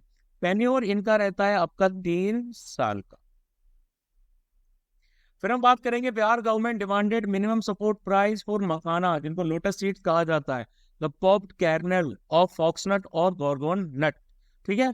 तो भाई ये एक tropical and subtropical aquatic crop पानी में उगाई जाती है। मुझे भी इसके बारे में पता नहीं था जब तक मैंने इसका वीडियो भी देखा था, एकदम सडनली फेसबुक पे रील से आ गया था, ठीक है। ये आपका तालाबों में उगाया जाता है, यानी कि स्टैग्नेंट पेरेनियल वाटर बॉडीज जिनमें हमेशा पानी बना रहता है, like ponds, land depressions, oxbow lakes आ जाते हैं, है ना। और इसका जो सीड होता है इसको ब्लैक डायमंड के तौर पे भी जाना जाता है। पहली बात तो ये, टेम्परेचर 20 से लेके 35 डिग्री सेल्सियस के बीच में चाहिए, ह्यूमिडिटी 50 से लेके 90 पर, रिलेटिव ह्यूमिडिटी 50 से लेके 90% के बीच में, एनुअल रेनफॉल इनको चाहिए 100 से लेके 250 सेंटीमीटर तक। साउथ ईस्ट एशिया में इसको उगाया जाता है, चाइना में इसको उगाया जाता है, तकरीबन वर्ल्ड के हर पार्ट में जाता है। इंडिया यहाँ पे भाई लार्जेस्ट प्रोड्यूसर आ जाता है ना, लार्जेस्ट प्रोड्यूसिंग स्टेट भाई हमारा बिहार आ जाता है। न्यूट्रिशनल बेनिफिट्स बहुत ज्यादा होते हैं, फैट कंटेंट कम होता है, कार्बोहाइड्रेट्स के हाई कंटेंट्स होते हैं, प्रोटीन आपका 50 से 25% रहता है और मिनरल्स वगैरह भी इसमें शामिल रहते हैं। फिर बात करेंगे, centre has excepted the dedicated freight corridor corporation of India limited DFCCIL from the 18% GST। DFCCIL एक स्पेशल पर्पस व्हीकल है इंडियन रेलवेज का, ठीक है। इसको 2006 में इंडियन कंपनीज एक्ट 1956 के अंडर में इनकॉर्पोरेट किया गया था। इसके रोल आ जाते हैं कि प्लानिंग और development, mobilisation of financial resources and construction, maintenance and operation of the dedicated freight corridors, ये काम इसका आ जाता है ना। फिर बात करेंगे कश्मीर विलो, जिसको सेलिक्स एल्बा कहा जाता है। पिछले कुछ सालों से जो बैट्स हैं, जो बल्ले हैं, जो कश्मीरी विलो के बनाए जा रहे हैं, इसको ग्लोबल अटेंशन मिल रहा है ना। मुझे याद है सबसे पहले मैं शायद फर्स्ट या सेकंड क्लास में रहा हूँगा, उस टाइम पे मेरे फादर जो है वो कुपवाड़ा के आसपास पोस्टेड थे, तो वो मेरे लिए और भाई के लिए ना 2 बैट लेके आए थे। हम बहुत खुश हुए थे, कई महीनों तक तो हमने इसके ऊपर से पॉलिथीन तक भी नहीं निकाली थी। तो ये जो ट्री टाइप है ना, ये आपका ट्री जो है वो डेसीडियस आ जाता है, डेसीडियस ट्री आ जाता है, जो कि 30 मीटर तक की हाइट ले सकता है। ये कश्मीर रीजन में इंडिया में पाया जाता है। कश्मीर में विलो ट्रीज जो है वो लार्ज स्केल पे ब्रिटिशर्स के द्वारा लगाए गए थे, ठीक है। हायर प्रोडक्टिविटी होती है क्योंकि हाईएस्ट कैपेसिटी होती है इनके अंदर सोलर रेडिएशन को केमिकल एनर्जी में कन्वर्ट करने की, है ना। इनका जो रूट सिस्टम होता है वो बहुत एक्सटेंसिव फिब्रस होता है। सिम्बाइटिक एसोसिएशंस बनाते हैं ये आपके कुछ अलग अलग तरह की माइको हेरेजल फंगाई के साथ, ठीक है। उनके साथ सिम्बाइटिक सिस्टम बनाते हैं, यानी कि एक दूसरे के साथ अटैच भी हो जाते हैं, ठीक है। इसको क्रिकेट बैट इंडस्ट्री में यूज किया जाता है। केस वगैरह जो आपके बनाए जाते हैं उन पैकेजिंग वाले, उनमें जाता है। प्लाईवुड के लिए, पेपर और पर्ट इंडस्ट्री के लिए भी इनको यूज किया जाता है। फिर बात करते हैं अर्जेंटीना, जिसकी कैपिटल है ब्यूनोस एयरेस। अर्जेंटीना जो है, उन्होंने हमास को एक टेररिस्ट ग्रुप आपका डिजिग्नेट किया है इन सपोर्ट फॉर इजराइल। ये कंट्री साउथ अमेरिका में लाई करती है। नेबरिंग कंट्रीज की बात करें तो चाइल आ जाती है साउथ और वेस्ट में, बोलिविया और पैराग्वे आ जाती है भाई नॉर्थ में, ब्राजील और उसके साथ साथ उरुग्वे आ जाती हैं इनके ईस्ट में। इनके ईस्ट की तरफ अगर आप देखेंगे तो यहाँ पर अटलांटिक ओशन है। इनके वेस्ट की तरफ आ जाता है पैसिफिक ओशन, मतलब एग्जैक्टली इनके वेस्ट की तरफ नहीं, लेकिन चाइल को अगर क्रॉस करेंगे तो उसके बाद, ठीक है। ज्योग्राफिकली इनको डिवाइड किया गया है 4 मेजर रीजन्स में। एक तो आ जाता है एंडीज, एक आ जाता है नॉर्थ, एक आ जाता है पंपास और एक आ जाता है पटगोनिया, ठीक है। पंपास आपके फर्टाइल ग्रासलैंड्स आ जाते हैं, एंडीज आपकी माउंटेन रेंजेस आ जाती हैं। मेजर रिवर्स की बात करें तो एक तो आ जाती है पराना, एक आ जाती है पराग्वे, एक आ जाते हैं Uruguay etcetera. Highest peak is Cerro Aconcagua. अब आगे बात करेंगे India's energy storage landscape report release by Mercom India research. तो इंडिया की जो क्यूमुलेटिव, मतलब इसकी की फाइंडिंग्स की अगर हम बात करें, जो कि मार्च 2024 के हिसाब से है, तो इंडिया की cumulative installed battery energy storage system BESS capacity जो है वो 219 मेगावाट आवर्स है, ठीक है। छत्तीसगढ़ जो भाई हमारा आ जाता है, इनका हाईएस्ट BESS कैपेसिटी आ जाती है, जो कि 54.8% टोटल क्यूमुलेटिव इंस्टॉल्ड कैपेसिटी की आ जाती है, यानी कि 219 में भाई 54% हिस्सा इनका है। सोलर फोटोवोल्टिक सिस्टम्स की बात करें, इसको BESS के साथ कंबाइंड करें तो ये आपका टोटल इंस्टॉल्ड कैपेसिटी का 90.6% आ जाता है। BESS यानी कि एक ऐसा इलेक्ट्रोकेमिकल डिवाइस, ठीक है, जो कि इनेबल करता है renewable energy like solar energy, wind energy को स्टोर करने के लिए और रिलीज करने के लिए कि भाई जब भी जरूरत हो। अब कौन कौन सी बैटरीज यूज होती है भाई, लिथियम आयन आ जाती है, ठीक है, लेड एसिड बैटरीज आ जाती हैं, और उसके साथ साथ सोडियम सल्फर बैटरीज भी इसमें आ जाती है, ठीक है। फिर हम बात करेंगे रत्न भंडार की। The secretary treasury of Shri Jagannath temple Puri reopened after 46 years. Orissa government ने एक हाई लेवल कमेटी एस्टेब्लिश की, जिसको रिटायर्ड जस्टिस विश्वनाथ राव जो है वो लेड कर रहे थे, कि भाई आप इसको सुपरवाइज कीजिए इन्वेंटराइजेशन का। इन्वेंटराइजेशन यानी कि इस पूरी इन्वेंटरी को आप डॉक्यूमेंट कीजिए, जो भी वैल्यूएबल, जो भी ज्वेलरीज आपके रत्न भंडार में शामिल है ना। एडिशनली आपका जो है जिसको मगजी सॉरी MAGJI मगजी लड्डू जो है, जो उड़ीसा की ढेंकानाल डिस्ट्रिक्ट में आता है, ये 56 भोग में शामिल किया जाता है श्री जगन्नाथ टेम्पल के प्रसाद में। इसको GI टैग दिया गया है। ठीक है। रत्न भंडार की बात करें तो ये नदन साइड में आ जाता है। ठीक है, ये नदन साइड में आ जाता है, जो असेंबली हॉल है भाई टेम्पल का, उसके नदन साइड में। जगमोहन साइड में आ जाता है। इसमें आपका एक तो बाहर भंडार है यानी कि आउटर चेम्बर है, और एक है भाई भीतर भंडार यानी कि इनर चैम्बर है। ये जो चैम्बर है इनके अंदर आपके भगवान बलभद्र, भगवान जगन्नाथ और देवी सुभद्रा जो है, उनकी बहुत सारी ज्वेलरीज और ये सब चीजें रखी हुई है। ठीक है। अगर हम मंदिर की बात करें तो इसको व्हाइट पैगोडा भी कहा जाता है। ये डेडिकेटेड है भगवान जगन्नाथ जो कि भगवान विष्णु के अवतार हैं, है ना, भगवान श्री कृष्ण, उनकी बहन देवी सुभद्रा और उनके बड़े भाई भगवान बलराम यानी कि बलभद्र के लिए। इनको होली ट्रिनिटी भी कहा जाता है। ठीक है। इसको बनाया गया था अनंत वर्मन। ठीक है, अनंत वर्मन सोडागर्ग देव के रूल के टाइम पे, जो कि गंगा डायनेस्टी के फाउंडर थे in the first part of the 12th century AD। ठीक है। आर्किटेक्चरल स्टाइल यहाँ पर कलिंग आर्किटेक्चर आ जाता है। 4 कंपोनेंट्स आ जाते हैं यहाँ पर। आपका विमान आ जाता है। ठीक है, इसको विमान या फिर देवला कहा जाता है, यानी कि गर्भगृह वाला एरिया आ जाता है आपका। ठीक है, तो देवला यानी कि विमान। ठीक है, ये नागर स्टाइल में बनाया गया है। इसको ये आपका ना रेखा देव, ये नागर स्टाइल में बनाया गया है। और इसके ऊपर यहाँ पर ये जो कलश जहाँ रखा रहता है इसको शिखर बोला जाता है। ठीक है।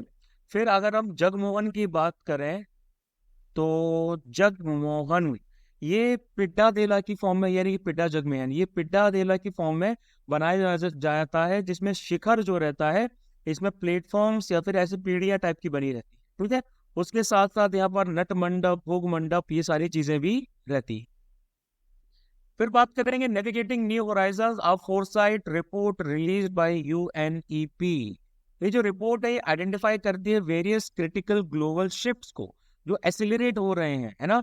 जो ट्रिपल प्लेनेटरी क्राइसिस है भाई, हमारा हमारा जो प्लेनेट झेल रहा है, इन 3-4 चीजों को, इसमें पॉल्यूशन आ जाता है, बायोडाइवर्सिटी का जो लॉस है वो, डाइवर्सिटी का जो लॉस है वो भी आ जाता है, और क्लाइमेट चेंज भी आ जाता है। ठीक है, इसके साथ साथ ग्लोबल पॉली क्राइसिस के बारे में भी इसमें बात की गई है, यानी कि multiple shocks like wars, extreme weather, pandemics, ये सब आपके जो है ग्लोबलाइजेशन के बढ़ते हुए कदमों की वजह से इसमें जुड़े हुए हैं।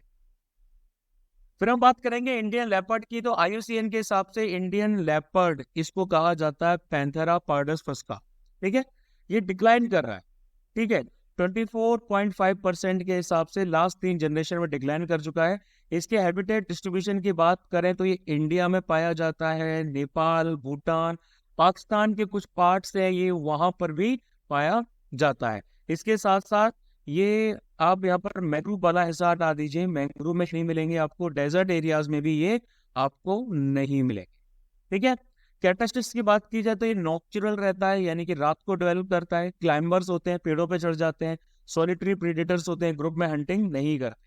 2022 के हिसाब से अगर हम लेपर्ड्स की स्टेटस की बात करें तो लेपर्ड पॉपुलेशन 13,874 आ जाती है।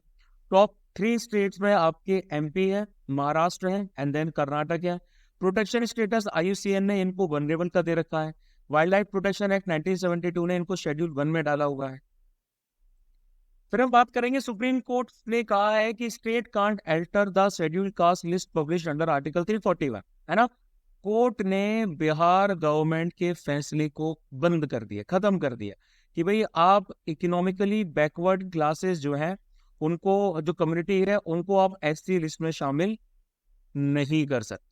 आर्टिकल 341 की अगर हम बात करें तो प्रेसिडेंट ऑफिशियली डिजिग्नेट कर सकते हैं सर्टेन ग्रुप्स को, है ना, सर्टेन ग्रुप्स को शेड्यूल कास्ट बना सकते हैं। स्पेसिफिक स्टेट्स के लिए, यूनियन टेरिटरीज के लिए, स्टेट्स के लिए ये किया जाता है गवर्नर से कंसल्टेशन करने के बाद।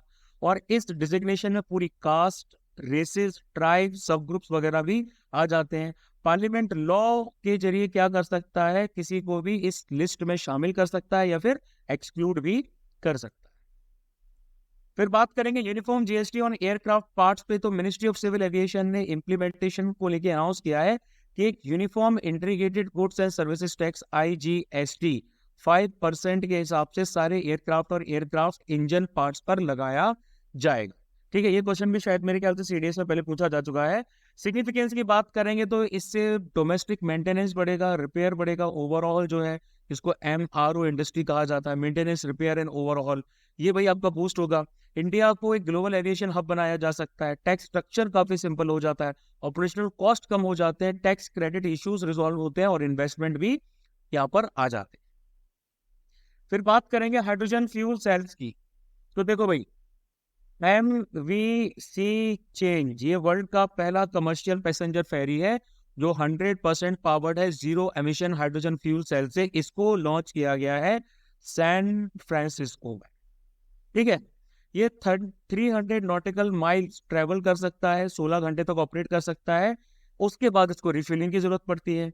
अगर हम HFCs हाइड्रोजन फ्यूल सेल्स की बात करें तो इसमें इलेक्ट्रिसिटी प्रोड्यूस की जाती है ऑक्सीजन और हाइड्रोजन को कंबाइन करने के बाद एक इलेक्ट्रोकेमिकल रिएक्शन में। तो HFC व्हीकल्स आपके कंप्लीटली टेल पाइप जो भाई आपका पॉल्यूटेंट्स निकलते हैं, एमिशन होता है, उससे फ्री रहते हैं, पार्टिकुलेट्स वगैरह नहीं निकलते, oxides of nitrogen, carbon monoxide, carbon dioxide, इनसे एग्जॉस्ट से नहीं निकलते। फिर हम बात करेंगे टिजो और जुंगकी रिवर की।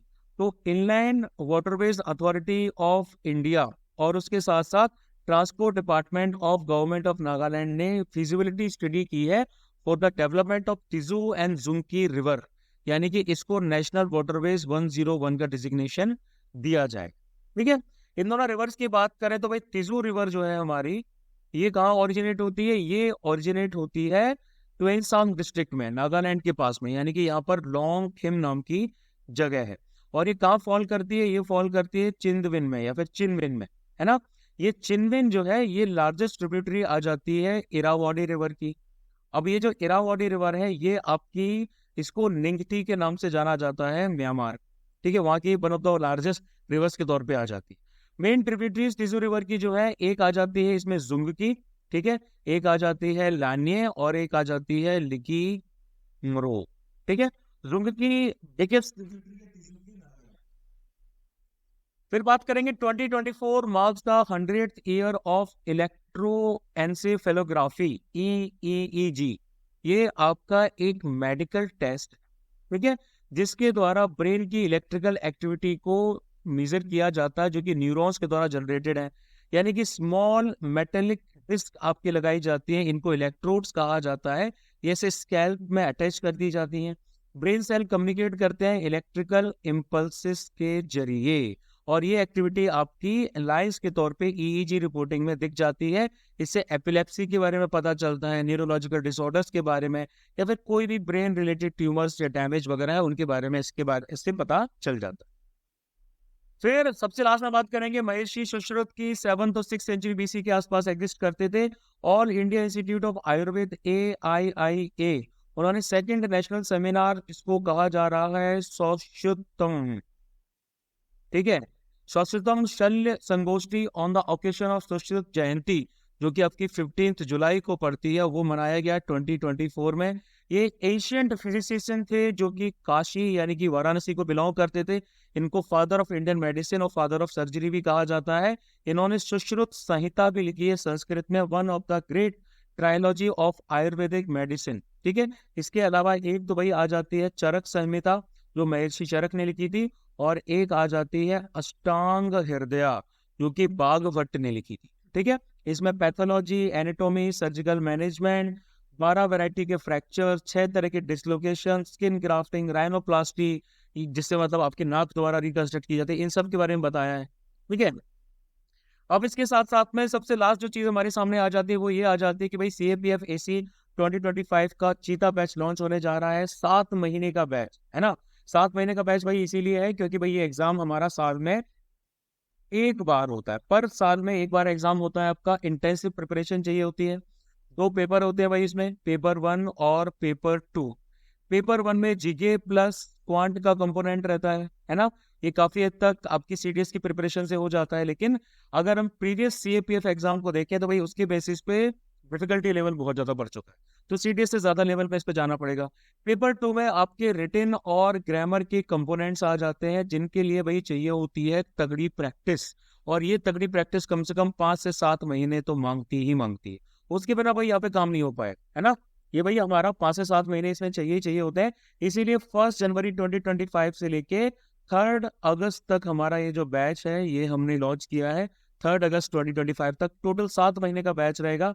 आप इस बैच को ज्वाइन कर सकते हैं, या फिर आप उन एस्पिरेंट्स को बता सकते हैं जिन्हें क्वालिटी मेंटरशिप सीएपीएफ की चाहिए, जिनका सीएपीएफ का एग्जाम नहीं निकल रहा है, या फिर जो पहली बार में ही सीएपीएफ के एग्जाम को निकालना चाहते हैं, उनके लिए बहुत ज्यादा बेनिफिशियल रहेगा। ठीक है, इसकी जो बाकी डिटेल्स है ना, वो मैं ऑलरेडी बता चुका हूँ, ठीक है, प्रीवियस वीडियोस में। और बाकी अदर डिटेल्स के लिए आप 8839961158 पर डीएम कर सकते हैं, ठीक है। प्लस अल्फा बैच जो है वो हमारा 18 नवंबर से स्टार्ट होने जा रहा है एनडीए का, आप इसमें भी इनरोल कर सकते हैं अगर आप इंटरेस्टेड है तो। इसकी फी है 5000। कंबाइंड कोर्स है, इसमें भाई हमारा जीएटी और मैथ दोनों ही शामिल रहेगा, ठीक है। काफी अच्छी फैकल्टी है, लाइव क्लासेस, रिकॉर्डेड क्लासेस, मतलब फीचर्स हमारे सारे बैचेस के सेम है। आपकी लाइव क्लासेस आपको मिलती हैं, उनके रिकॉर्डेड सेशंस भी मिलते हैं, क्विजेस, मॉक्स और भी बहुत सारी चीजें होती हैं, ठीक है। बस इतना ही कहना था यार, ज्यादा आप लोगों को परेशान नहीं करना ठीक है। So please do like, share and subscribe the video. जय हिंद टू यू।